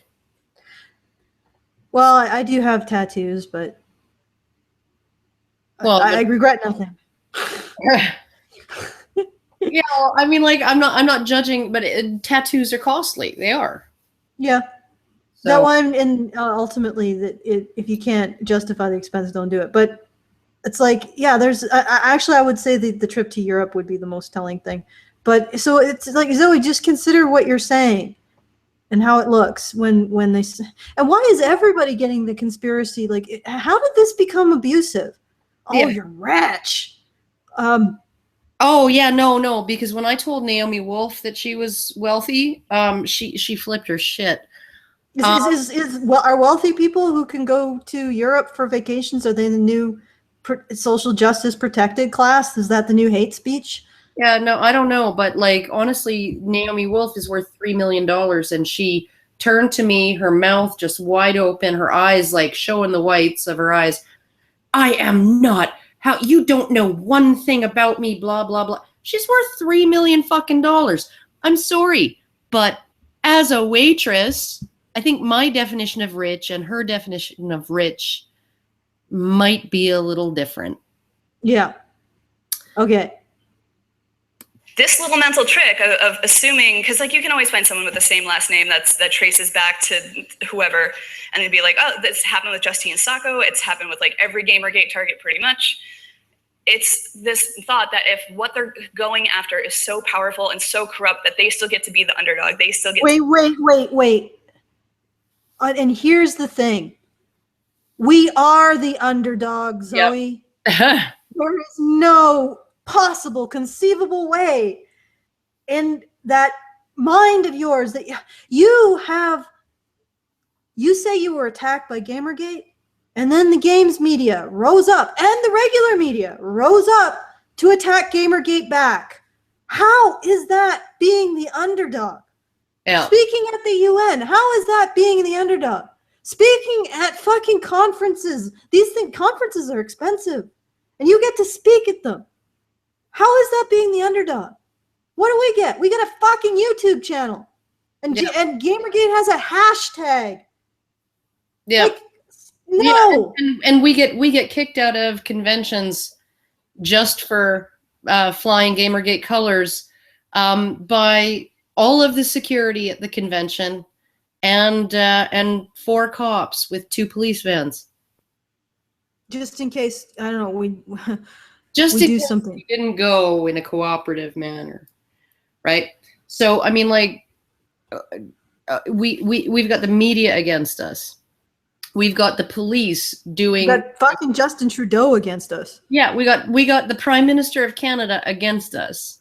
And believe me, the government of the U.S. is against us too, and apparently also the UN is against us. So it's the fact that it's so incredible It's like Darth Vader on his fucking Death Star, about to blow up a planet, and the fact that the planet hasn't been blown up yet is pressing him. Yeah. Like, the fact that we exist at all, that we have managed to eke out an existence, is you being the underdog of us, Zoe. Right. Yeah. Well, because we said, like, some of us said some mean words to her. I mean, just look at what happened when Ashley Madison recently got hacked. The same people, and if you're unfamiliar with Ashley Madison, it's a site for having extramarital affairs, which turned out to be mostly robots. However, the same people that were standing up and fighting for me saw that and were like, oh, good, this is justice. Never mind the fact that a few days later, at least 2 suicides had been linked to that data leak and that hacking and that. What? Do you mean BuzzFeed? Wasn't it like a bunch of those tabloid sites that were going through that shit? Yep. The same ones that like either affiliated or published articles that gamers are dead? She's even saying it. The same people who defended me, right, said that was justice.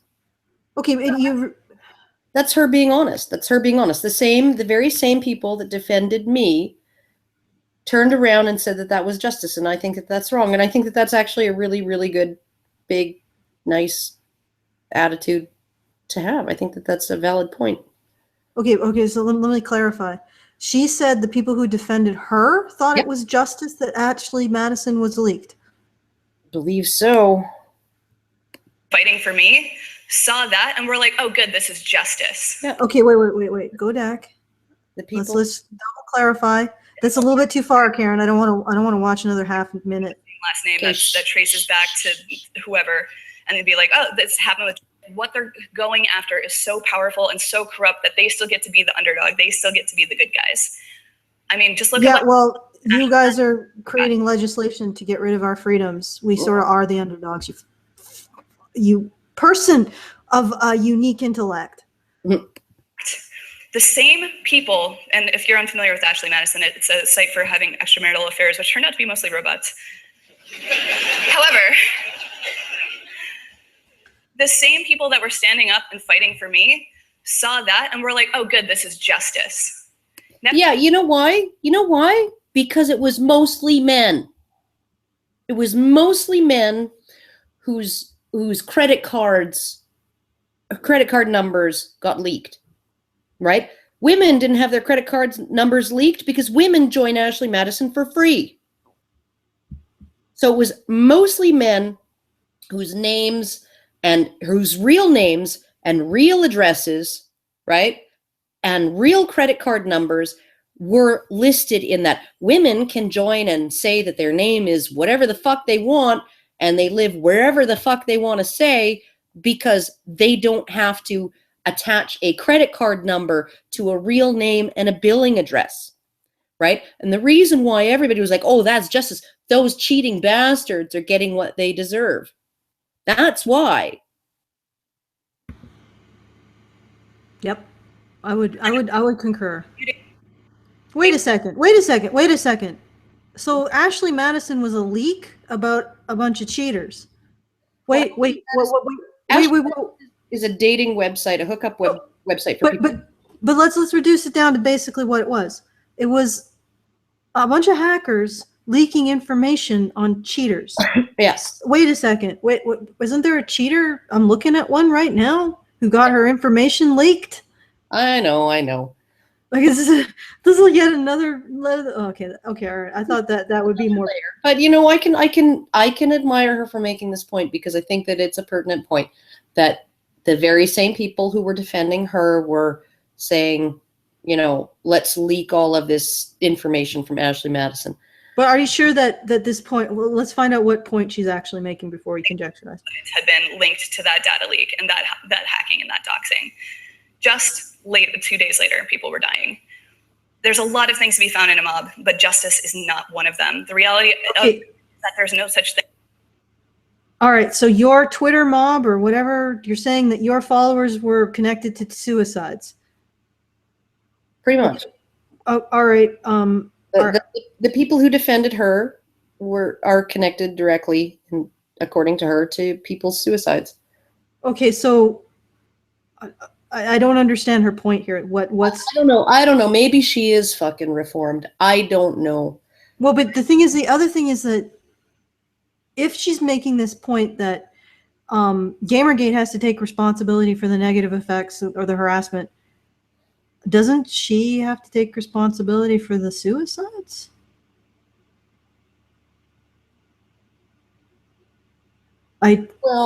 No, because she was. I don't understand what she's saying here. You've truly baffled me, Zoe. Like, because if it's her supporters who cause these suicides, then are you saying that your supporters should also be banished from the internet, Zoe? I think she's just condemning a certain type of behavior, right? So. Okay. Well, let's maybe we should just find out what she's actually doing. If she actually says something that clarifies. Is good guys and bad guys. There's just people. Sometimes we do good stuff. Sometimes, but Gamergate is definitely a bad guy. we think we're going after a good target by doing the same sort of thing. Yeah, no, I think that. See, Zoe, there are plenty of people out there who don't buy into the idea that there are no bad tactics, only bad targets. There are plenty of people who don't buy into that. Well, the social justice mob that has consistently defended you has actually come out and said it over and over and over again. Okay, but okay. Here's my okay. So now, once again, and I think you'll know what I'm talking about, Karen.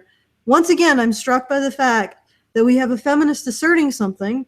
Apparently, Gamergate is bad and should be shut down somehow, which will require torching the net. She's asserting this, and now she's turning around and completely erasing everything that she's asserted.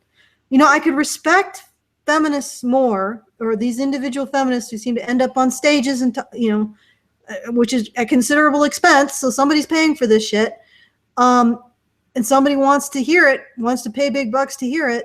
The feminists on these stages and presenting their thoughts in YouTube channels, which is admittedly a lower bar to entry, but still the feminists who are out there saying something, doing something to say something, they are all asserting something, and then they turn around and they say, "Oh no, I didn't really mean that." Well, I'm going to give her credit for actually saying that her side of things, people who took her side,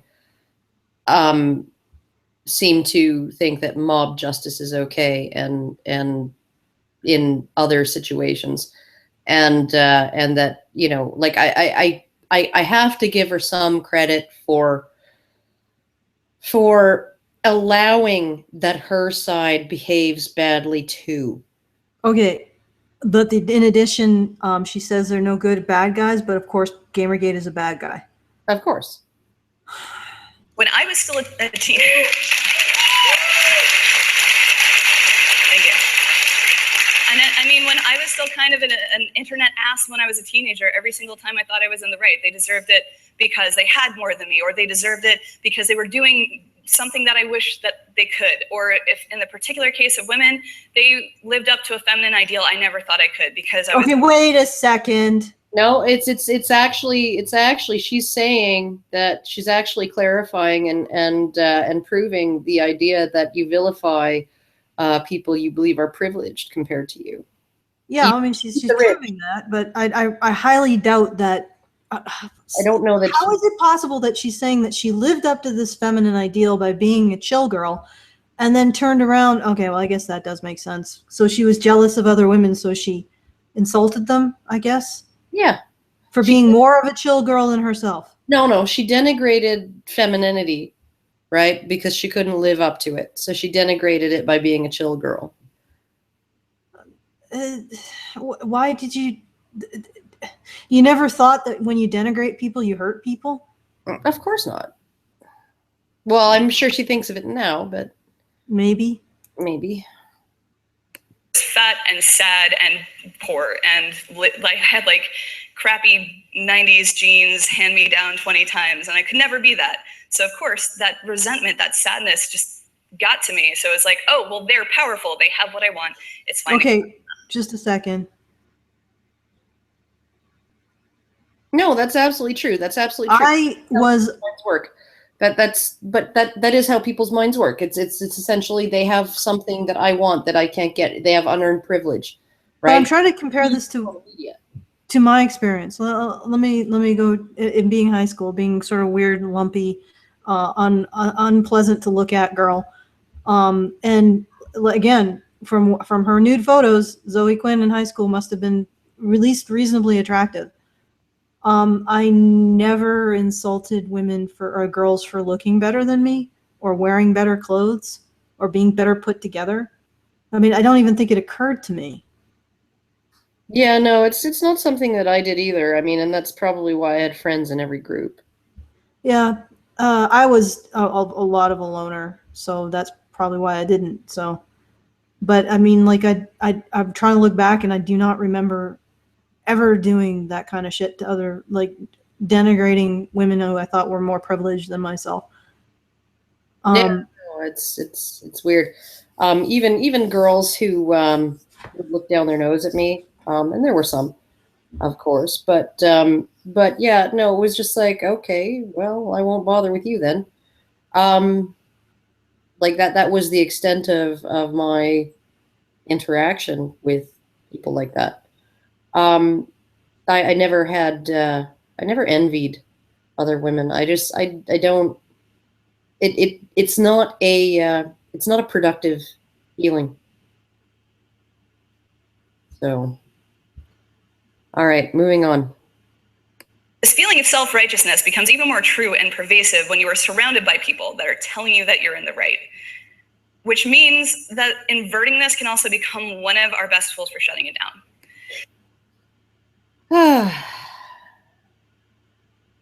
Don't feed the trolls is garbage advice. Okay, let's find out how. This was underscored by the responses to the questions I asked people, and about 300 plus people, the first time I got targeted, years before Gamergate. I talked about 300 former trolls. You know, what made you stop? What made you grow out of it? And almost every single time, more often than not, they expressed that someone they were close to, respected or looked up to, said that wasn't cool, that the social network supporting this kind of feeding frenzy was no longer reinforced. That's one. She's got a good point. She's got a good point. Just saying that's not cool. That's actually I'm totally behind that. So somebody that you know that is respected by this person, you know, going up to them and going, dude, that's not cool. It's just like the girls that you overheard, you know, talking about how much of a slut some other chick was, and the guy saying, don't you think you're being a little harsh, right? That's exactly what that is, and I think that's to be encouraged. I think that's fine. Well, one thing that changed for me too, as I drifted away from the circle of people who shit on people for kicks and, you know, started taking care of myself and got the help for my depression that I needed, I started making friends that were different, and they would be like, hey, what the hell are you doing, kid? And that sense of shame disrupted this mechanism of a bad habit that had built up in myself, and for me to go, oh wait, what am I doing? Furthermore, for myself, this is Ian Miles' experience too.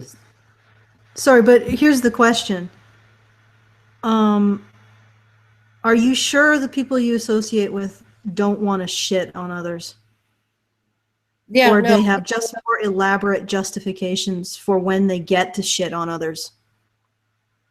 Yeah, I think honestly, I think that's a really difficult thing for people to untangle. I think it really, really is. I think we have ingrained patterns of thinking, and that it's extremely difficult to get rid of an us versus them way of looking at things when you've already been sort of part of a side. So I think, you know, like I don't think she's 100% on track as far as she's not going to cut Gamergate the kind of slack she cuts herself at all. Even though I can almost guarantee you she behaved in the exact same way. So. That's all I have to say is like, I mean, you are at the UN. I mean, you tried to distance yourself from that report, which was so full of flaws, but at the same time, have you distanced yourself from the idea that the internet needs to be censored in order to make it a safe space for the people that you're hanging out with now? Yeah. And a lot of other reformed internet jerks that I've spoken with. Another thing that got a lot of people to wake up and back off was this gross harassing behavior was that same tiny humanizing of their targets. It's like when Brianna Wu said that, oh, I had coffee with somebody who's sort of pro Gamergate and he just seemed like a human being, and then she got like piled on by all of the anti Gamergate people, and then she changed her tune like that. So is that what you're talking about? Yeah, could you run me through that again? Because Brianna Wu, months ago, she had coffee with someone who was pro Gamergate, and she made a tweet saying he just seemed like a human being. He just that like a guy, and then she got piled on, and she was back to her shenanigans in no time. All right, so yeah, that's a good question, Zoe. These people who are telling you to knock off the nastiness, what would happen if that you said to them, no, Gamergate is not necessarily evil. I mean, even just say that they're human, but maybe it's misguided or something. Yeah. What would happen if you stopped saying that Gamergate was evil? If you stopped having that scapegoat that everyone can agree can be shit on? Yeah. What happens then if you say that to the people who supposedly are teaching you not to hate? Yeah. Take away your scapegoat. Yeah, like just say, you know, I'm sure everybody in Gamergate is just a human being, and I think that we should treat them as if they're human beings. See what happens. stopped being this theory of a person. And this was really exemplified when after I got doxxed and people started calling my phone in mass, I answered all the time. And they'd be like, is this Zoe Quinn? And I'm like, do you not know who you call when you... And they're like, oh, you know your number's all over the internet? And I'm like, yeah, I'm aware. And they're like, oh. And you could almost hear the wheels turning. And I had the same conversation like at least 10 times with randos. And they were like, I'm sorry.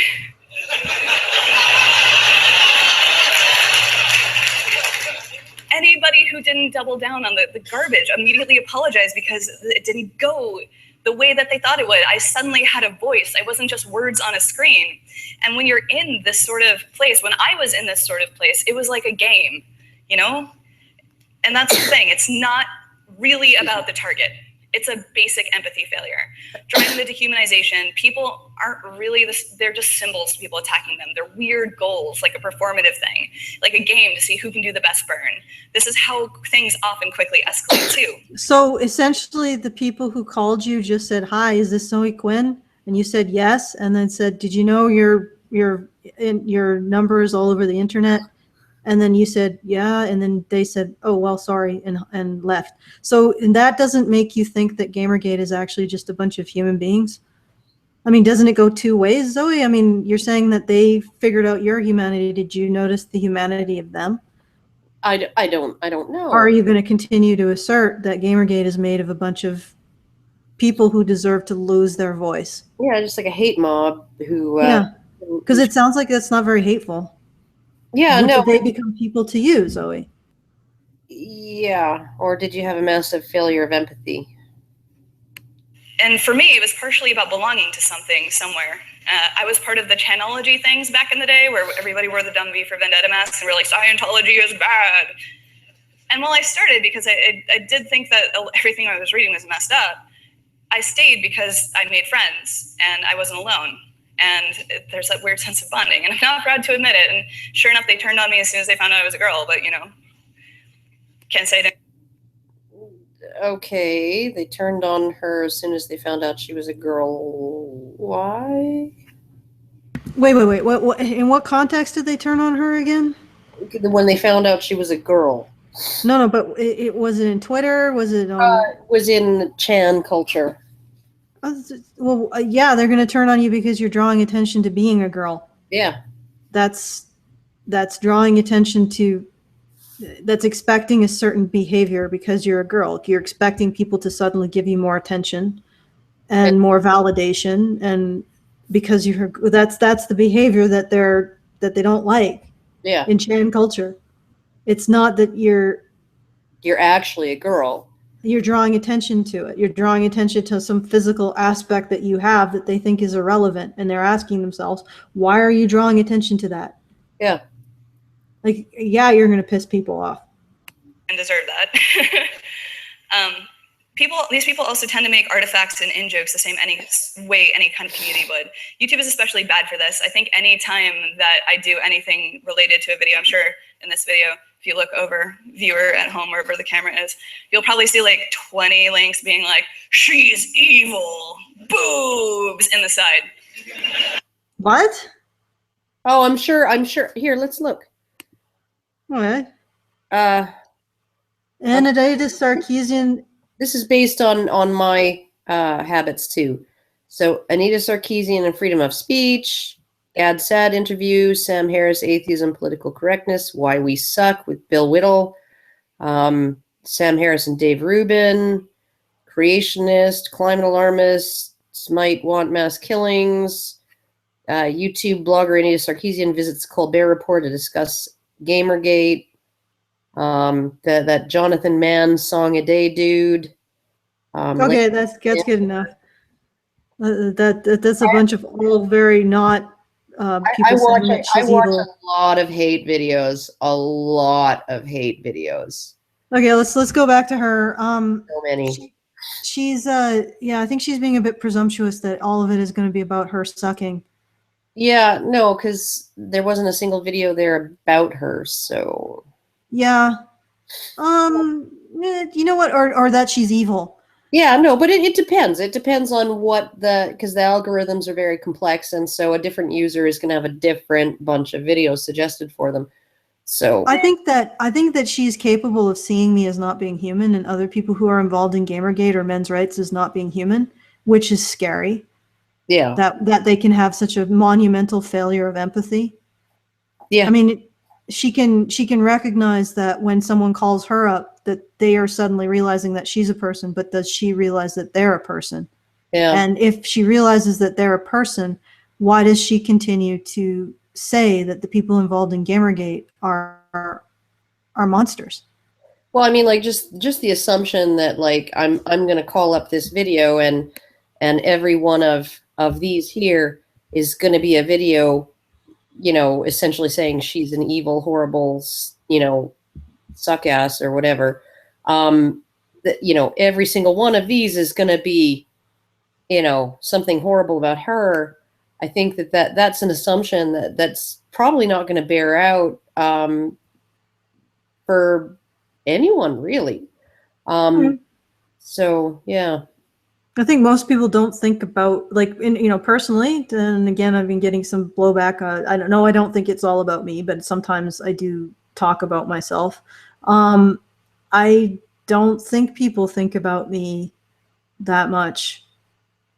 It's sort of an intimidating thought, actually. Yeah, no, I mean, like, it's just, I don't know. It's just a weird assumption to make that every video on the side in the sidebar is going to probably be about hating on me. Yeah. I'm paraphrasing. But that's this thing. They create these things and they pass it around in what I've been referring to as the treehouse. Like they found nudie mags in the woods. Because it's a community. At its core, these harassment mobs are a community. And sometimes. Okay, so wait a second. So you're saying that the harassment mobs and your direct contact with these harassment mobs as they call you up, they ask, is this Zoe Quinn? And you say yes. And they say, oh, okay, well, do you know this is your direct contact with them and you're calling them harassment mobs. You're dehumanizing them. Yeah. They're okay. Just an amorphous blob of hate. Yeah. Thank you. Like lashing out at a concept. Like I said, I shit on so many women when I was younger that represented the ideals I was never able to meet. And what? Okay. Yeah. Okay. I'm not. Again, the chat is saying things like I'm jealous. I'm not jealous of the fact that she was attractive. Yeah. No. But she was attractive. She was an attractive young woman. She had a nice figure. and she would have been able to live up to those. I think she probably had a very, very fucked up self-concept. She probably had she wanted to be pretty, but had this idea that she couldn't be pretty. And I think that even now, I mean, if she got rid of this thingy here and these problem glasses and all of this freaking the weave, because actually I had a look inside these little gaping holes in here, and it's all of this is hair extensions, right? Mm-hmm. If she just got herself a nice, smart haircut, you know, put on a little makeup and you know, maybe just didn't dress like an anime character, but just dressed like a normal girl. I think she Or not even a normal girl, maybe more professional. Yeah, You know, I think she's totally attractive. I mean, like, if she lost a little weight at this point, but I mean that wasn't something like 5-10 years ago that would have probably been a big deal given the nude photos of her. Yeah, well, I mean, and when I mentioned that, like, I wasn't part of this this clique of people, of women exchanging backbiting. I was like, she's trying to say something about herself, which is patently not true. She obviously wasn't that shy if she was shitting on, or she was insulting people. She obviously was attractive judging from her, whether or not she thinks she was attractive. And she was obviously part of these cliques that exchanged insults about whether or not they met the ideal. And what I'm saying by bringing up my situation is that she's appropriating my culture. She's appropriating my weird, awkward, lumpy culture. And I don't like it. You can't appropriate it. Yeah, no, you weren't a hobbit. You weren't a hobbit. You can't appropriate the hobbit culture. Because there you go. Because you weren't a teeny tiny little woman with you know, with awkward features in high school. Yeah, well, it's like you went out of your way to make yourself look weird. Mm-hmm. So it's that's what I'm trying to say, is that if Zoe was part of this culture, I mean, she's making herself out to be more of a victim than she was, really. And I'm not saying that I was a victim. It was my choice to be weird, not awkwardly shaped, but weird. It was my choice, and I freely accept my choice. I found it to be a very enlightening space, to be strange. You weren't a victim of being weird. Neither was I. Yeah. Everything to do with the fact that I was an insecure teenager. There you go. Everything to do with the fact that she was an insecure teenager, which she was. Well, then maybe the people that you're talking to are also insecure teenagers. However, they still have things. They still have actual concerns that are being unaddressed in Gamergate. Yeah. It's not anonymity that is the enemy. And I see so many people say this. So many people say this. But one of the reasons I was able to deal with being a queer teenager is that I could go online while living in a scary rural town where they did not like gay people and talk about my feelings openly with other people that shared that. And I don't know if you remember, I hope you remember, there was this teenager named Leila Alcorn who killed herself. And she left her suicide note was out there, and it was heartbreaking. But there was one line in there, there's one silver lining that so many people missed. And it's that because of her online community, because she was able to go there and talk about things, it kept her alive than she might not otherwise have.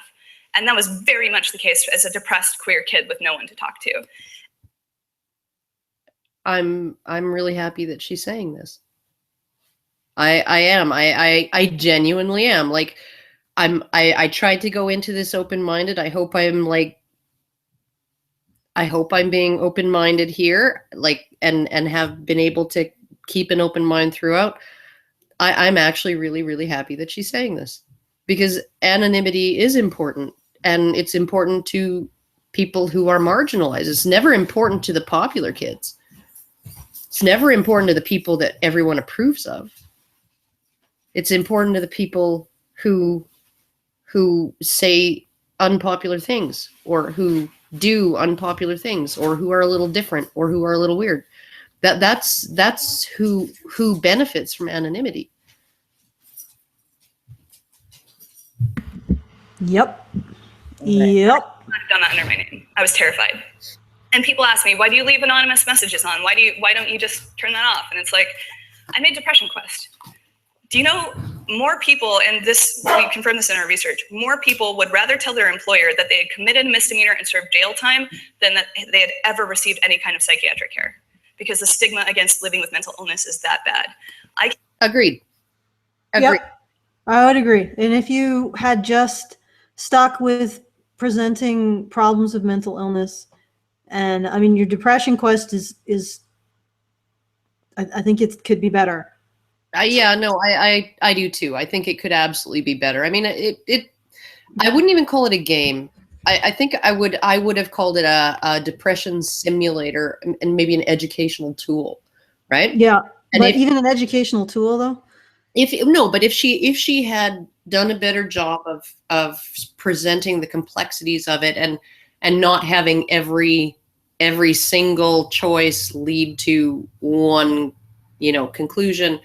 If there was if it was better than it was, if it was a better product than it was, right? I absolutely think it's something that you could have in high school classrooms, right? For people to take during health class, right? To play the simulator during health class and to find out, this is what it's like to be depressed, or, oh, this is what my issue is. I think it absolutely could have been a really, really good tool for education and for spreading awareness and all of that. Calling it a game was I think it was a bad choice given what it was. Mm-hmm. Well, because it's going to be judged based on whether or not it's a game. Yeah. And then this is not even delving into the other behaviors that she's engaged in. Yeah. Keep my anonymous asks on because a lot of them that I get are people. Honestly, that, now that you bring up the other behaviors, right? Mm-hmm.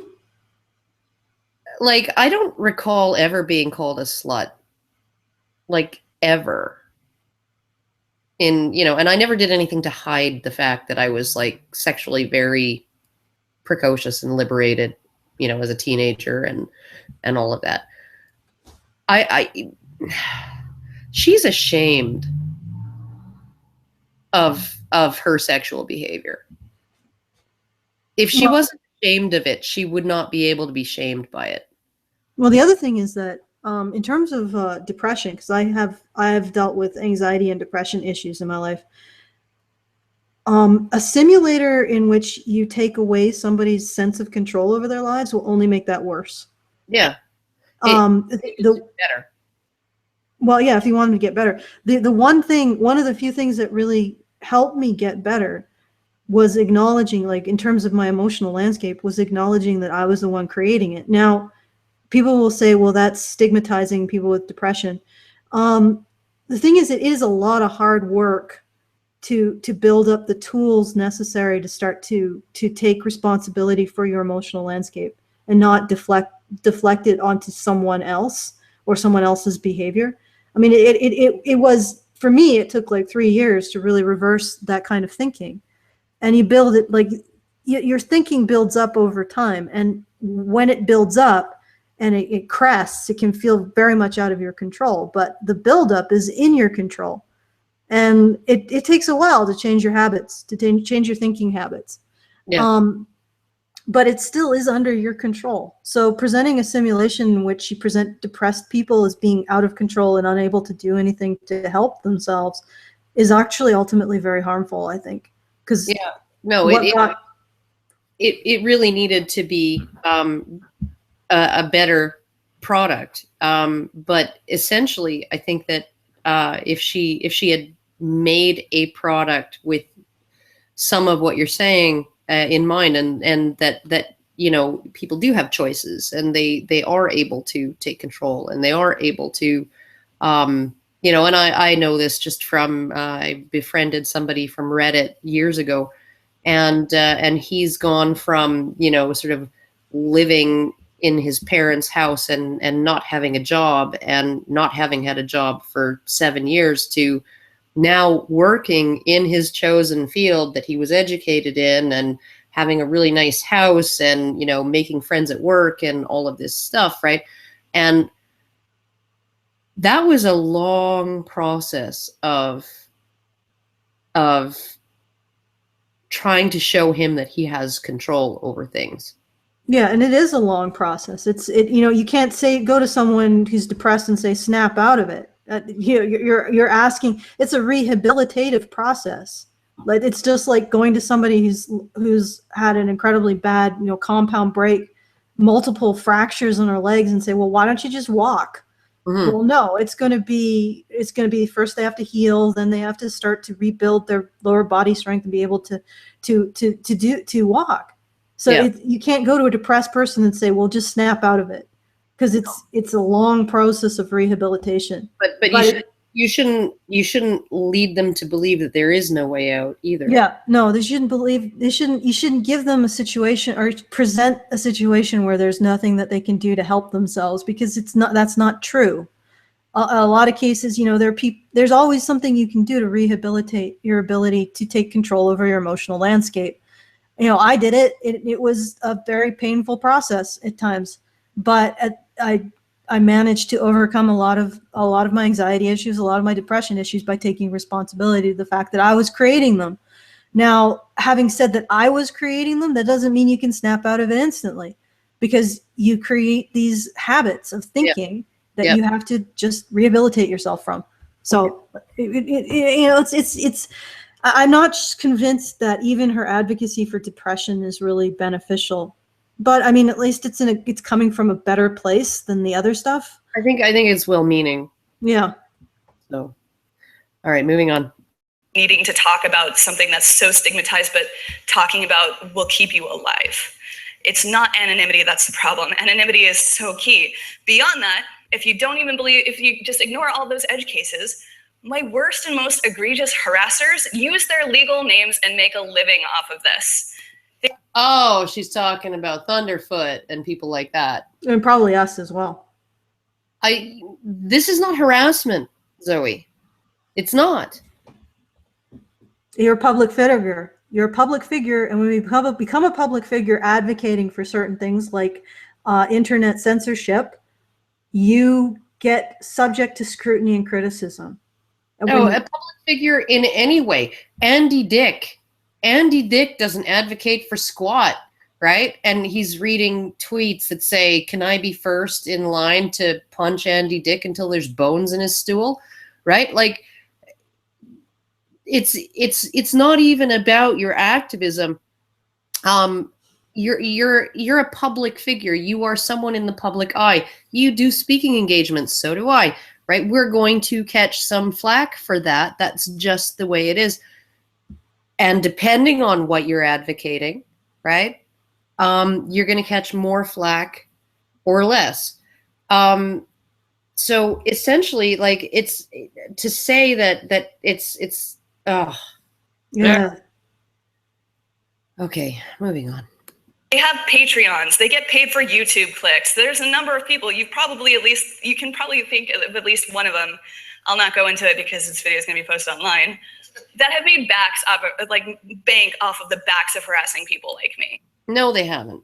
They've made bank off of the back of criticizing your behavior and ideas. And presenting cogent criticisms and arguments against what you're trying to advance. I mean, I'm sure there are people out there who just make hate videos, who just make these like really crappy, brief rants about what a slut you are. And I'm sure that they've got like 427 fucking views on those videos.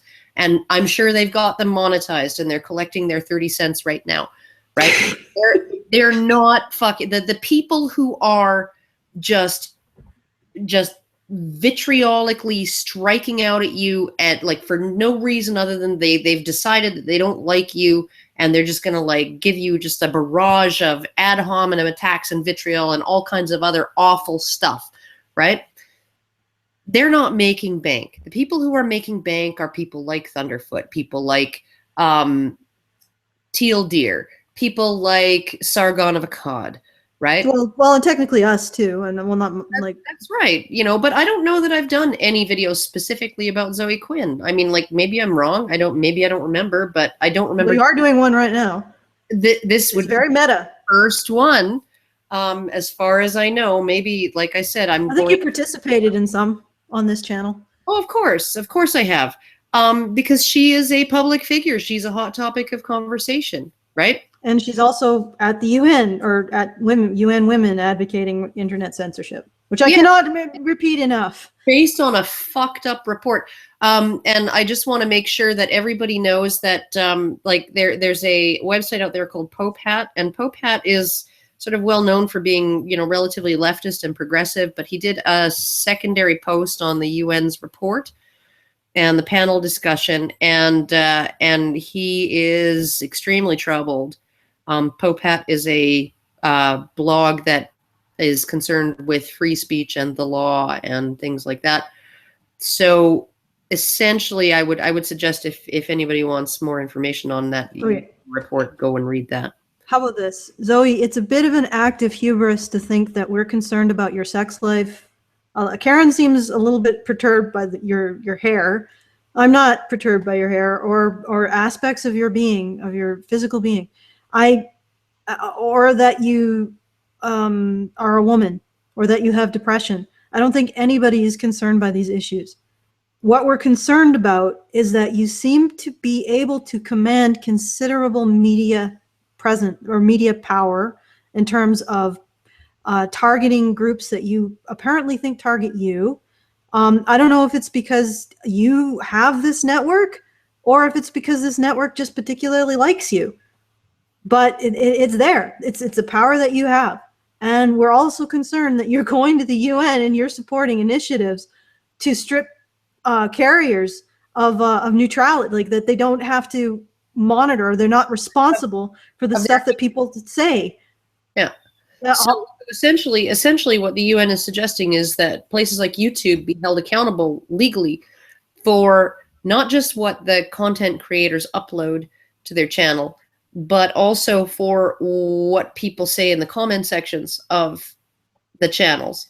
And if that ever became the case, that YouTube could be held legally liable for, say, me going onto YouTube, uploading a video saying, you know, my neighbor fucks his dog, right? He commits bestiality against his dog, and that's a total lie. It's complete libel. Oh, and by the way, here's his name, and here's where he works, right? And YouTube could get prosecuted or sued for that. Then there's going to have to be a human set of eyes on every single video and every single comment that's posted on YouTube. And there's going to have to be, behind that human set of eyes, there's going to have to be a team of fact checkers to make sure that James Woods living next door to me doesn't fuck his dog. Right? But, you know, or that he does fuck his dog before they leave my video up, before they allow my video to be published and allow anything to be just like, do you have any idea how cumbersome some of these suggestions that have been made by social justice types would make things for corporations that gave you access to a community of people that you could talk to freely about your experiences as a queer teenager growing up in a rural town that didn't like gay people? Every chat room would have to be monitored. It's insane, and the thing is that it would kill all. It would kill comment sections. The companies would just have to close down comment sections. It'd probably kill Twitter, Facebook. I mean, like I can't say these people would be really upset. Yeah, no, they wouldn't be upset. You know, and the funny thing is that you realize that this sends a message. You could disable comments. You haven't disabled ratings, so I guess that's okay. But you've disabled comments. It means that you want a one-sided conversation, and that's another thing people are going to criticize you about, Zoe. They're apparently deeply involved in advocating things that will destroy the internet. You have engaged in breaches of ethics or enabled journalists to engage in breaches of ethics. We don't care about your sex life. As long as your sex life doesn't cost us money or cost us faith in our news outlets. We don't care.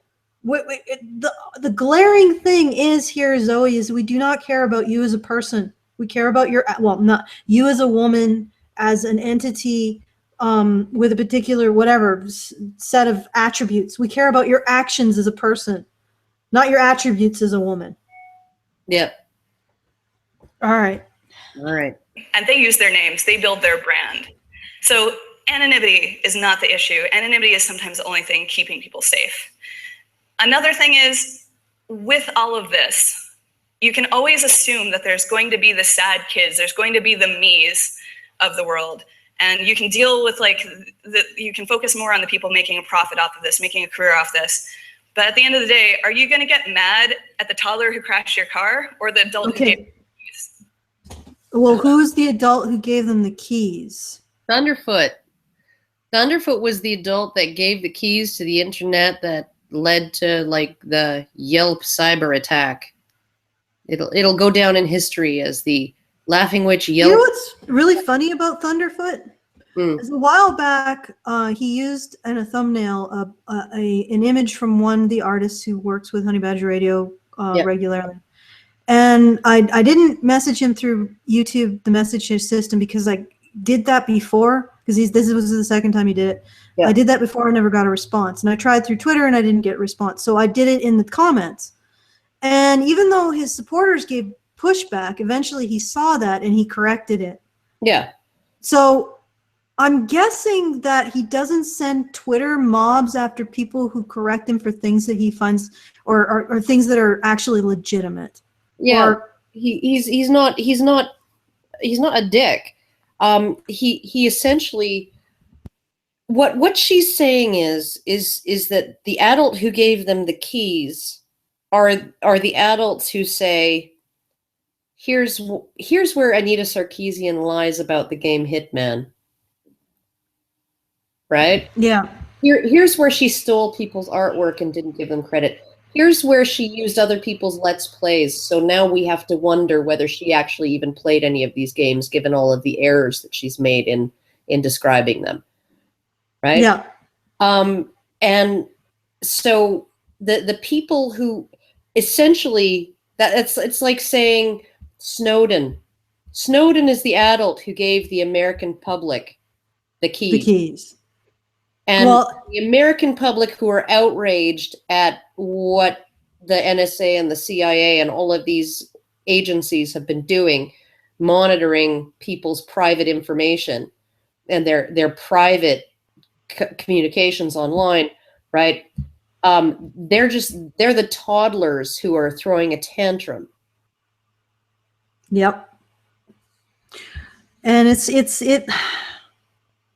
like would she be arguing that somebody who uncovered a lie that Rush Limbaugh had told, right, and publicized it, made a video breaking it apart and saying, here's where he lied, here's the real information, I know he lied because 2 years ago he said this, right? So I know he was lying here and not just mistaken because 2 years ago he said he apparently knew the facts. And now he's lying to his listeners, blah, blah, blah. Okay? Rush Limbaugh is a piece of shit, right-wing nut conservative who lies. And then a whole bunch of people write, I hope you die, Rush Limbaugh, you fat fuck, to him on Twitter. Right? That adult who gave those people the keys is somehow responsible for all of that because that person actually disclosed that someone in the public eye lied, intentionally lied, right? And is intentionally misleading the public, that person, that adult, should not be allowed to do that because that adult is aware that there are toddlers out there who don't know how to control their behavior. You know what's really interesting about all this is the people that she's choosing to target, because the people that she's choosing to target are conceivable competitors to the old stream media. Okay. Well, I mean, look at the kind of viewership that Thunderfoot Oh, commands. Yeah, Yeah. like that. These are conceivable competitors to the old stream media. Oh, you look at the way Total Biscuit was targeted by the anti-GG people, and by feminists and all of this, and like people laughing about his cancer and just absolutely just behaving abominably, and why? Because he's big. He's got a huge audience. He's got a huge audience. Yep. And I wonder if there isn't some of that, a little bit of trying to squash the competition here. Maybe. We need tech platforms to step up here, because beyond that, we're still looking backwards, saying, "Oh, it's free speech," at court cases that will take 20 years to make, and we're in tech. Damn it, we can iterate fast. We can do it hard. We should be ahead of everything, not looking behind. Okay, so here is the rub. She wants to get rid. She doesn't want to wait for due process of law. No, she doesn't just want to wait for due process of law, but she wants to get rid of the big YouTubers. And I really highly doubt that she's talking about large-scale Twitter mobs. She's not talking about the little guys who are doing their bizarre, crazy, hateful shit. Well, I don't even want to call it just bizarre. I mean, I've had some of this stuff. It was great. Like, it was this insane. I don't know if I sent it to you, but somebody created this weird robotic over, like, just in, like, it was a roast of me, I think Karen and other people using some sort of gay dude, and it was hilarious, but it was very, very insulting at the same time. You never sent me that. Send it now. Oh, I don't even know if I'll be able to find it again. You better be able to fucking find it again, because I didn't see that. And okay, yeah, but it was hilarious. But that's not the kind of stuff she's talking about. If she's talking about large-scale Twitter mobs, she's talking about targeting the big YouTube channels that are able to command a lot of attention, which is interesting, because to use, once again, talk about myself, and I apologize profusely for doing so. But if you think about it, the whole thing that happened at Calgary Expo was the old stream media targeting me and the rest of the honey badgers in the same way that she's saying the YouTubers are targeting her. Yep. So it feels more like it's, once again, a cartel competition. They don't like the competition. Yeah. They don't like the fact that there is this other burgeoning sector that's almost taking over the idea of news. Yeah.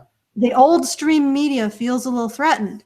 So they're trying to lash back, and they're trying to get rid of that.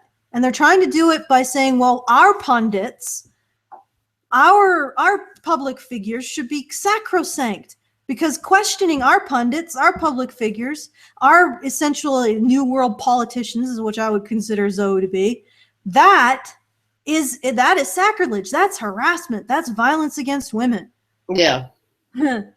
How very, very freaking convenient. Yeah, it is, isn't it, though?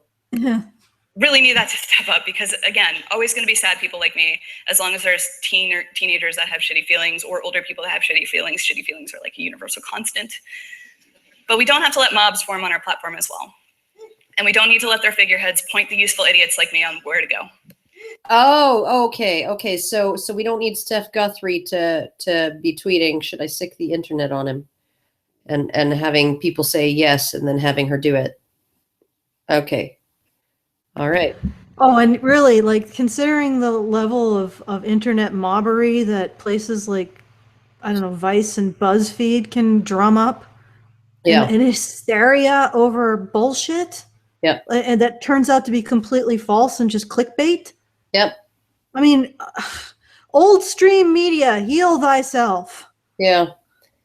Yeah, maybe just drag your shit out of the fucking gutter. Maybe watch some vernaculars, because you could learn a lesson from that kid. So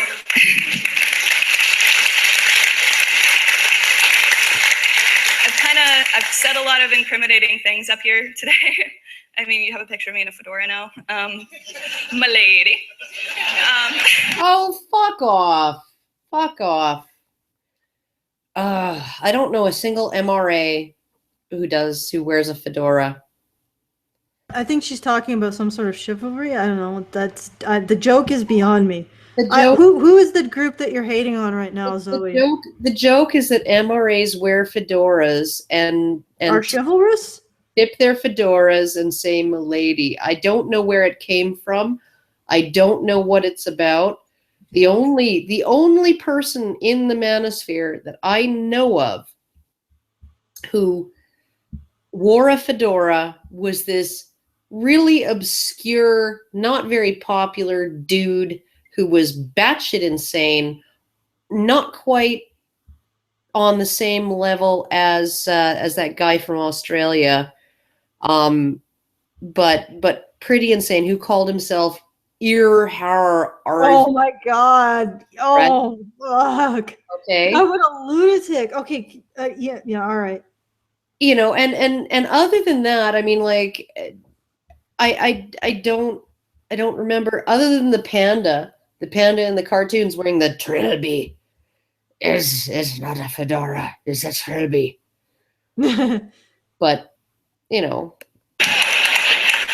But I'm doing this partially because I want to ask something of all you, because the biggest thing in all of this is that doing better starts at home. I'm hoping by admitting to my own previous shittiness, and I'm sure periodic shittiness but you didn't. goes on because I'm human. You said that you were shitty, and then you said, no, but I wasn't quite as shitty as these other people that I'm going to shit on now. Yeah, but so that's not really admitting to anything. Baby steps. I guess. But maybe. Okay, go ahead. Let's find out what she wants us to do. We can start a conversation within ourselves. Even now, it's so easy to want to send something snarky or shitty when somebody actually does fuck up. And you know, I don't ever do that. I don't ever do. Well, yeah, I mean, we're being a little snarky. You were snarky about the weave. Yeah, a little bit, because it annoys the fuck out of me. Do your hair. But you're on a stage. Fuck. But every once in a while, I will do a drive-by comment, right? I will do a drive-by comment where I just say something snarky. It's usually on a friendly video. It's usually on a friendly video referring to the subject of the friendly video. And I will leave a one-sentence comment, sometimes a one-word comment. I recall saying "bam" once, right? But essentially, when I leave comments in unfriendly territory, right? So on feminist videos, at The Guardian, wherever, right? I leave highly detailed, well-sourced, well-argued, polite comments. That's what I do. I don't snark. Snark is not my thing. Yeah. Other than in the ads for the Rantzerker. Yes. But things escalate so quickly. If you can stop yourself from your hot take and consider if you're criticizing someone's actions or if you're shitting on them as a person. Consider if you're performatively bandwagoning on some issue of the day and if your hot takes are okay. I got you. You know what? Honestly, she's at the right audience for this. Yeah, XOXO, these are the people who need to hear this. I condone this. What she's saying here now? Yeah. Don't jump on bandwagons. Consider what you're saying before you do ad hominems. You basically have ceded the point as soon as you start insulting the opposing party. Yeah. No, there's actually, I found a surprising, I'm glad actually you chose this video. I'm glad I didn't have a gas oven. Because this actually, this was, I mean, like, there was plenty to criticize in it, but some of it was really not bad. I mean, like, she's talking a little bit of sense here. Yeah, indeed. I think that one of the problems that I have is still black and white thinking. Gamergate's the problem. It doesn't seem to realize that, you know, the human being, it goes both ways. They called you up. They displayed that they were humans too. And Yeah. just figure out that you are humans, and don't be advocating the internet censorship, which is, the context of all of this. Yeah. To high five your buddies on the same way the 4chaners do in their clubhouse with me, or if you're actually calling attention to and criticizing a specific pattern of behavior, if it's about something bigger than you scoring points. All right, wait, here's another problem, is who gets to decide, like, what patterns of behavior are you talking about? Oh. Yeah, because are you talking about recognizing microaggressions? Yeah. Like, because that's... Yeah, no, that's the road to hell. So. All right, let's see what else she has to say. Scoring points. Are you actually expressing yourself, or are you just playing the game? No single snowflake feels responsible for the avalanche that rains down on somebody. And it's hard sometimes, like, especially if you have any kind of platform or any kind of voice, even just doing things that you feel like you should be allowed to do. You do the thing and then you find out later, a lot of people who are watching you jumped on it. We have to do better. First and foremost, don't be a snowflake in someone else's avalanche, because... Okay, stop it there, just because of the DMC stuff. That's good. I mean, you be considerate. Don't be an asshole. Don't follow the frickin'... does this include, like, jumping to conclusions about elderly comedians and their statements regarding taking drugs procuring drugs to take them with their future sexual partners? Like, or does it refer to guys wearing hipster funky bowling shirts with interesting cartoony kind of patterns on them? Does it refer to scientists, Nobel laureates who tell self-deprecating jokes about what a dinosaur I am, and how women should, I'm so happy that women are willing to achieve in science despite, monsters, misogynistic monsters like me. Are we talking about all this kind of stuff? Is this what we're talking about? Not Twitter mobbing, a scientist for wearing a shirt with naked, who managed to land a comet, or a ship on a comet, and what we're going to focus on is what he's wearing. No, you really want to open up the Twitter mob can of worms. So Oh, how about dogpiling Tom Matlack for daring to write a blog post on the Good Men Project that he founded, asking what's so wrong with dudes being dudes, and having Amanda Marcotte and Roseanne Barr and every other feminist crawl out of their freaking hole and shit all over him, all over Twitter, 100 of them against one guy, just asking what's so wrong with, like, watching football and how about Joss Whedon? Yeah. Why don't we take what he said or what he had his character say completely out of context, and then drive him off of Twitter? Because just doing the mute thing now. Hopefully that'll cure the echo. But yeah, like, if we're going to talk about Twitter mobs, Zoe, let's talk about all of them. Yeah, all of them. Let's throw it all out there. Yeah. So. Like this might look to someone else like this. Try to be kinder. Thank you. Yeah, I think it's over. Stop. We can stop there. Oh, you can stop sharing. Oh, whatever. No, just do it. Good. All right. Okay, there you are again. That's a much better view. It actually wasn't that bad. Well, I think there were some problems with it. For example, she seemed to contradict herself several times. Yes. She said that she was a cool, chill girl,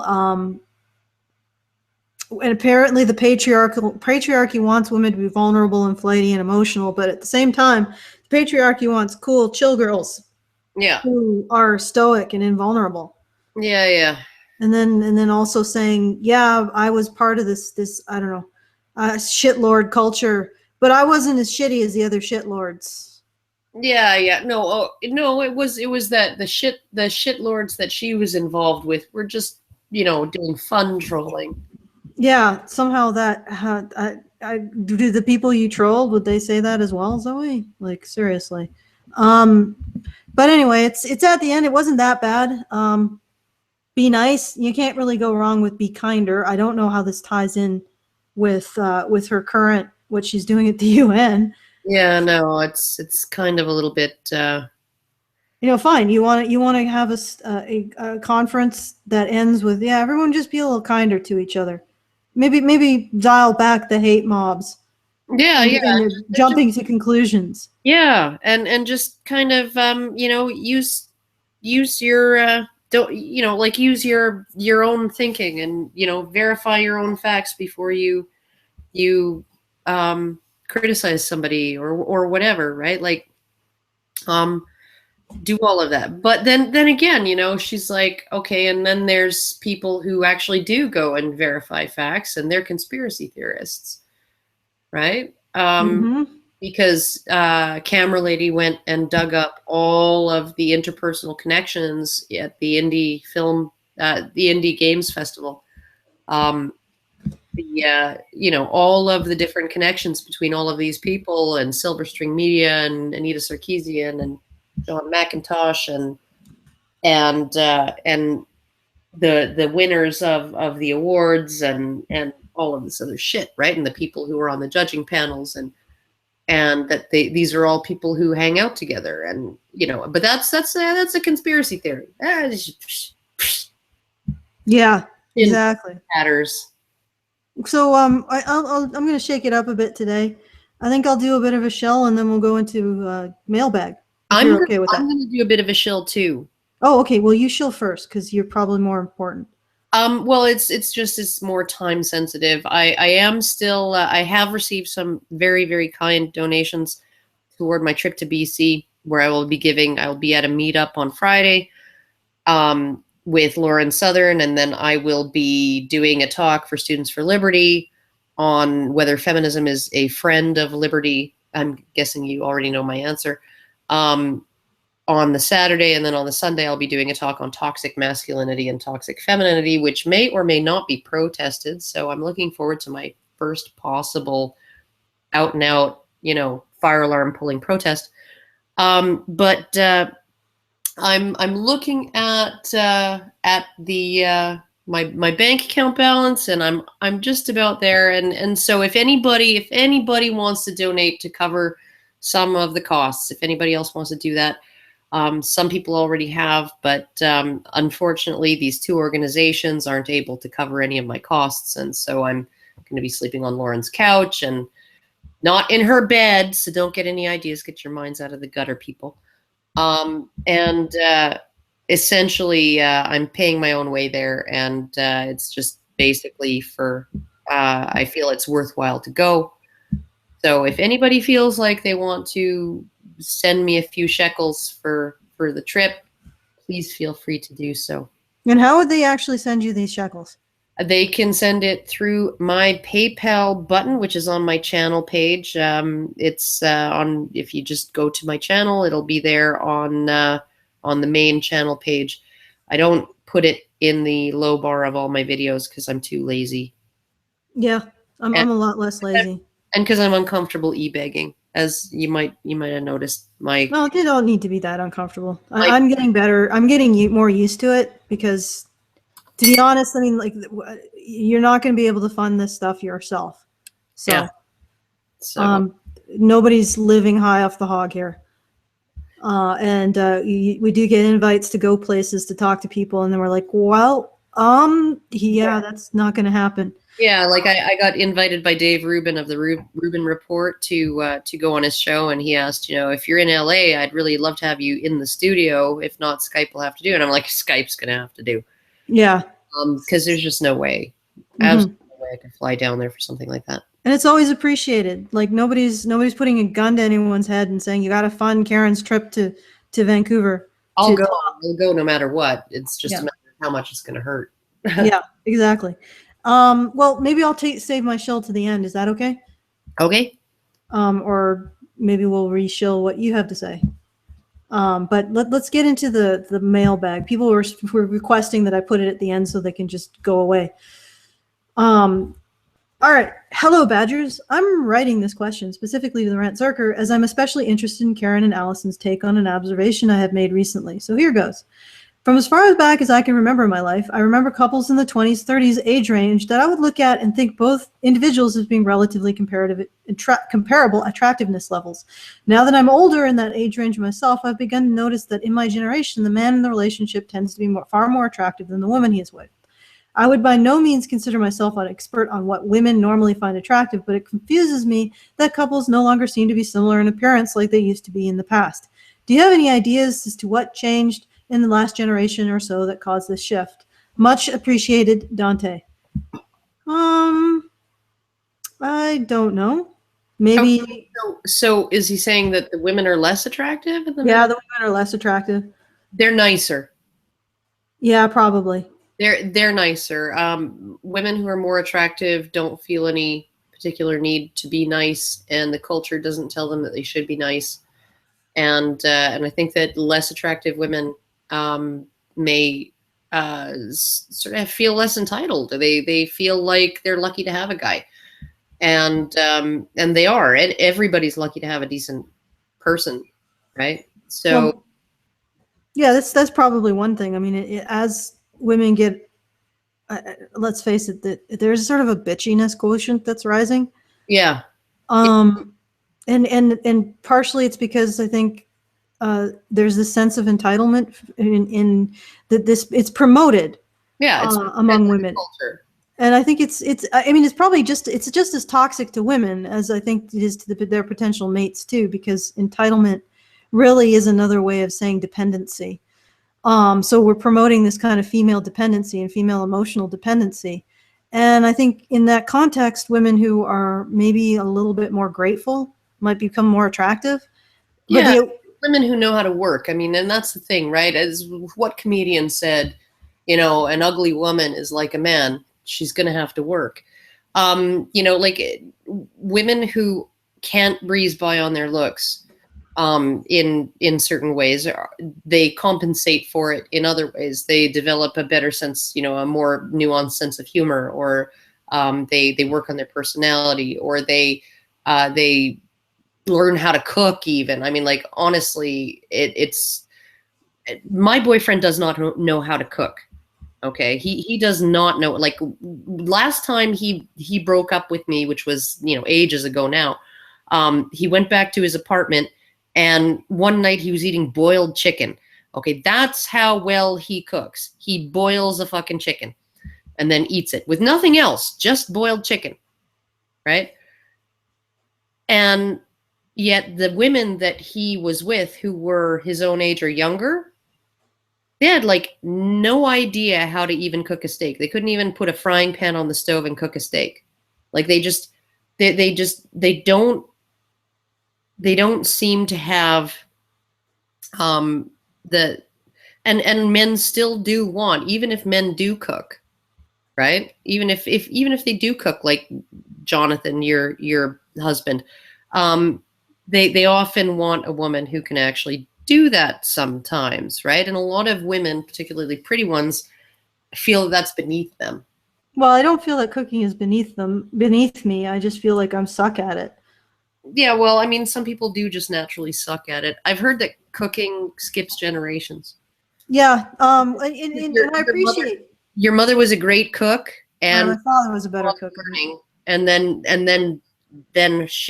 you were a bad cook, so your kids learned how to cook just out of self-preservation. Plus, John is also, like, my husband is sort of, I mean, he's a little bit possessive of the kitchen. It's sort of his territory, and cooking is sort of his thing. So it's like, if I cook in there, he'll wander over and be like, "What you doing?" Yeah.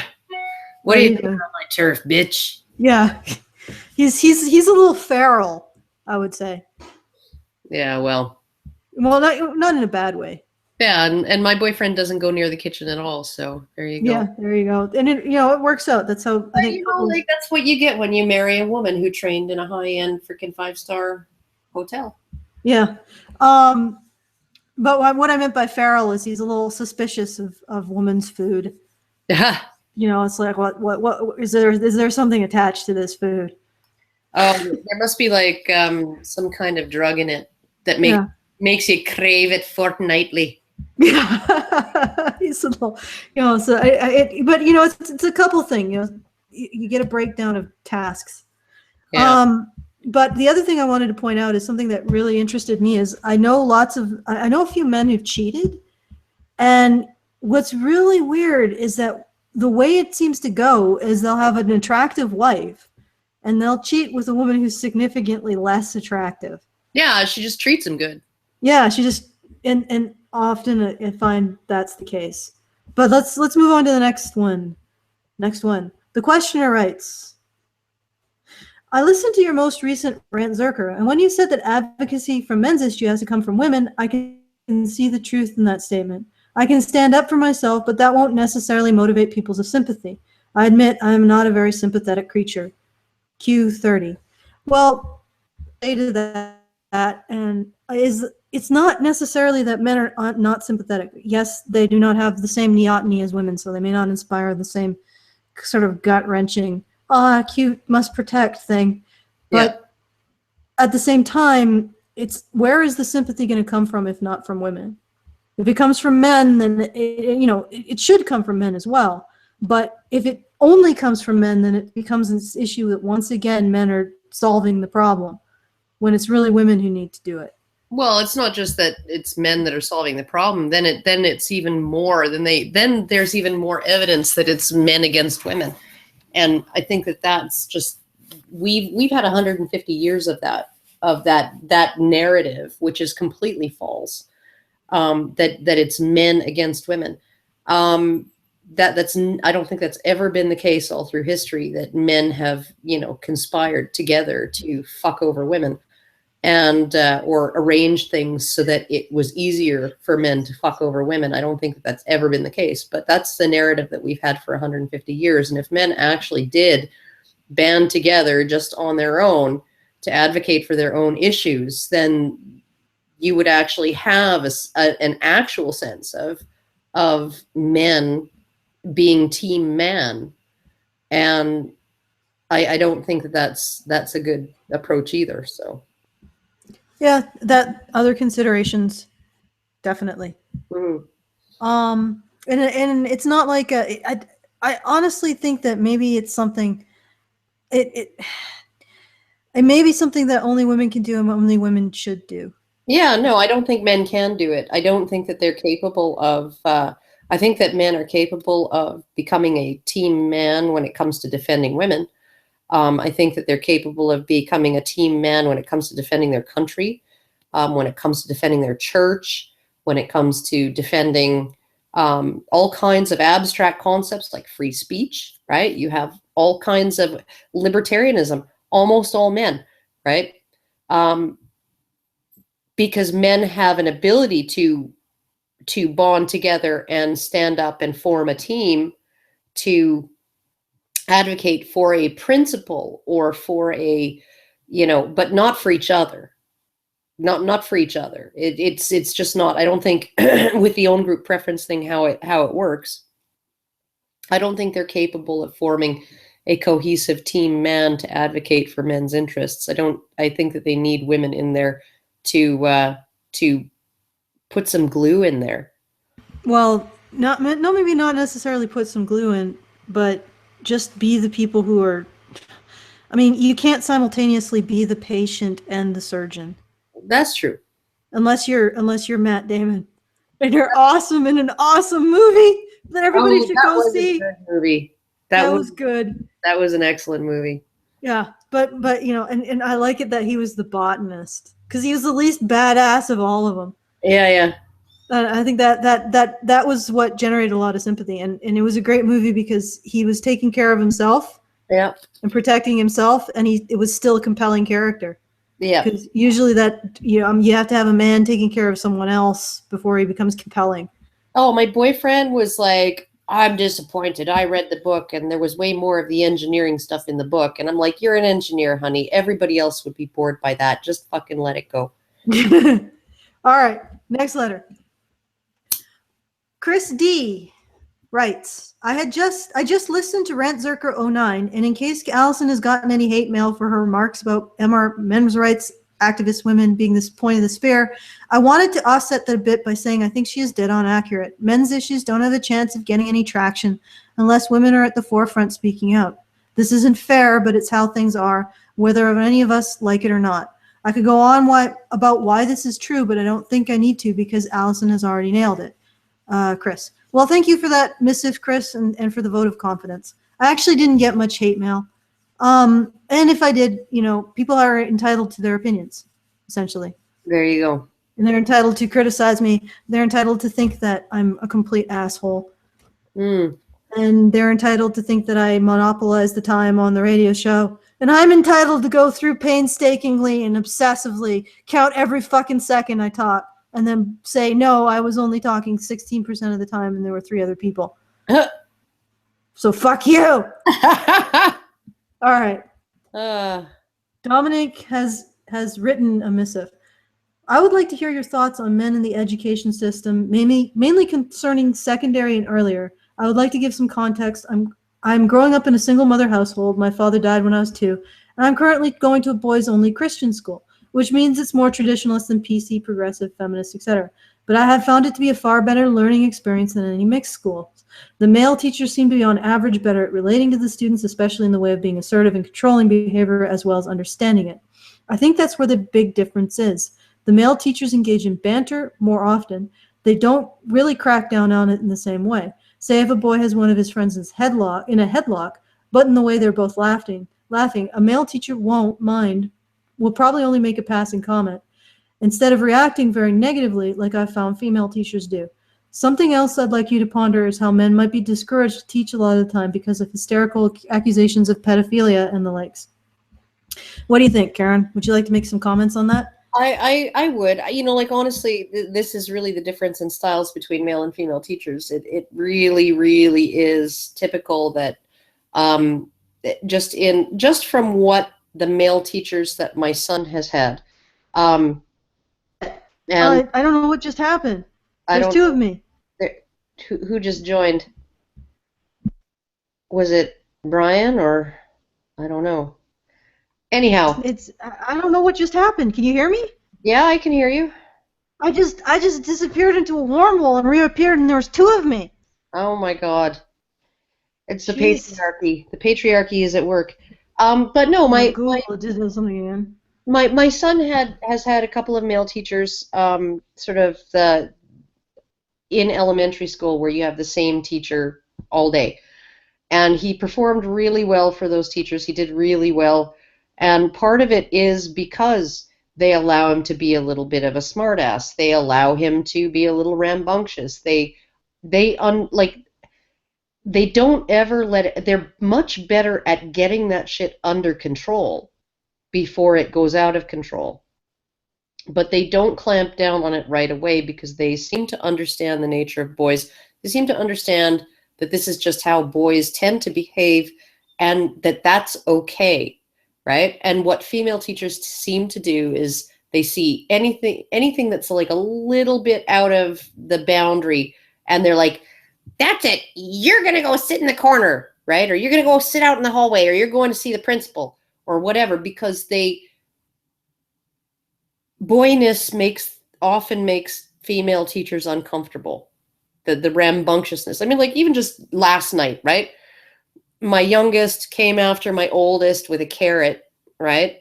He'd peeled himself a carrot to eat, and he came after him like brandishing it like a knife, like he was going to stab my oldest, who's 21. And my oldest just poked him gently, right? And of course he was running. He was lunging at him too, right? So poked him gently right in that piece of flesh just at where your arm joins your torso, right? I've heard it called the chicken cutlet before. And like they're both standing there, right, squaring off, both of them just laughing their asses off, right, ready to brawl in my living room. And I'm just like, why you guys gotta be like that, right? Like, just don't stab your brother with a carrot. And then Jack tries to grab his carrot and he's like, don't take your brother's carrot, that's not okay, you know. And it's just, a lot of female teachers don't like that kind of thing. You have a grown man and a large 13-year-old boy ready to fucking throw down in the living room and wrestle, and they can't stand it. It just upsets them. It really does. And so I think that's one thing that male teachers bring to the table, is just an acceptance of the way boys are. All right. Next item. Julie has made an inquiry. Hi, I would like to know if you've had Warren Farrell on your stream radio show yet. Please keep up the good work. Love your rants. Well, thank you for that, Julie. We have not. Yeah, I don't think we have. We could maybe extend an invitation. Yeah, we could probably do that. And we could also extend an invitation to Thunderfoot and see if he wants to come on. Sure. And discuss the Laughing Witch thing and just all of his travails online and the UN Broadband Council or commission and all of that. So yeah. Okay. Yeah, definitely. Okay, so Call Me RJ writes, this is a bit of a long one, folks. Hey, Badgers. Like most of your correspondence, I'd like to thank you for all your steadfast dedication to the education of those who have lost their way. I myself am one such, now reformed lost soul. It wasn't long ago that I would have had no problem identifying as a dictionary definition feminist. When Anita first announced her Woman in Gaming game series, I was excited to see what this newcomer would have to say and was mildly annoyed by all the apparent backlash she was receiving. When Gamergate started, I was initially dismissed it as a gaggle of closeted misogynists blowing what was nothing more than a run-of-the-mill tryst into comically exaggerated crisis of journalistic ethics. Still, I fancy myself a fair person, so when names like Sargon of Akkad and Girl Writes What appeared in my YouTube recommendation list, I started to have a look, for no other reason than to understand the arguments of the opposition. I didn't like them at first. Of course, I doubt that surprises you given the thought patterns of your detractors, yet there was something about them that kept me coming back. Truth rang in their arguments even if it conflicted with what I had accepted as fact. Source after source, study after study, I could not ignore or dismiss these out of hand. At length, I was willing to at least grudgingly accept that there was more complexity to opposition arguments than I had previously reckoned. Then it happened. A female friend of mine posted a tirade regarding Gamergate on her Facebook feed, and I, freshly educated in the new perspective, attempted to gently introduce her to the fact that Gamergate has been successful in motivating many outlets to change their ethics policies, have hosted charities and events, etc. Sargon, Teal Deer, and Karen had told me what would happen next, but even then, I couldn't believe the sheer amount of people bursting from the woodwork to tell me that I was silencing and committing violence against a woman I had called a friend for over 20 years.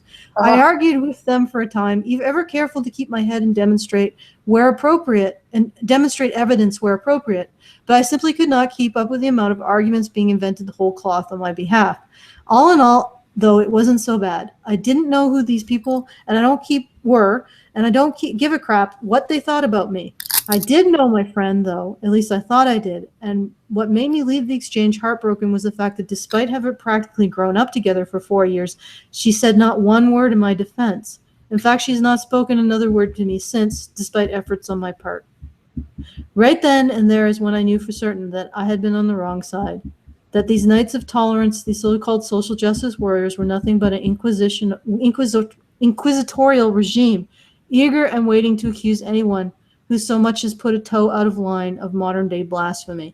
The truth will out, as the phrase goes. And while I discovered the hard way, I'm glad I came around eventually. And I'm glad the likes of Sargon, Teal Deer, Vernaculus, Sierra McCord, and yes, the Honey Badger Brigade are the lantern barriers lighting the way. Best. RJ, author, gamer, recovering feminist. Wow. Well, yeah, it's unfortunate that you had to go through that. Yeah, no, it's predictable, but it's still sad. Which is why I brought up with the Zoe Quinn thing. These are nice words that you have to say, Zoe Quinn, but are you willing to walk the talk? Are you willing to say that the people on the side of Gamergate are not the evil, Borgified monstrosity that you're making us out to be? But that we have. Are you willing to do an Ian Miles Chong? Yeah. You know, 'cause he apologized for his behavior. He had somebody, he had several people, he said, that drew his attention to exactly what he was doing, and said, whoa, whoa, whoa, whoa, whoa, you know, what are you doing? Like, seriously, man, what are you doing?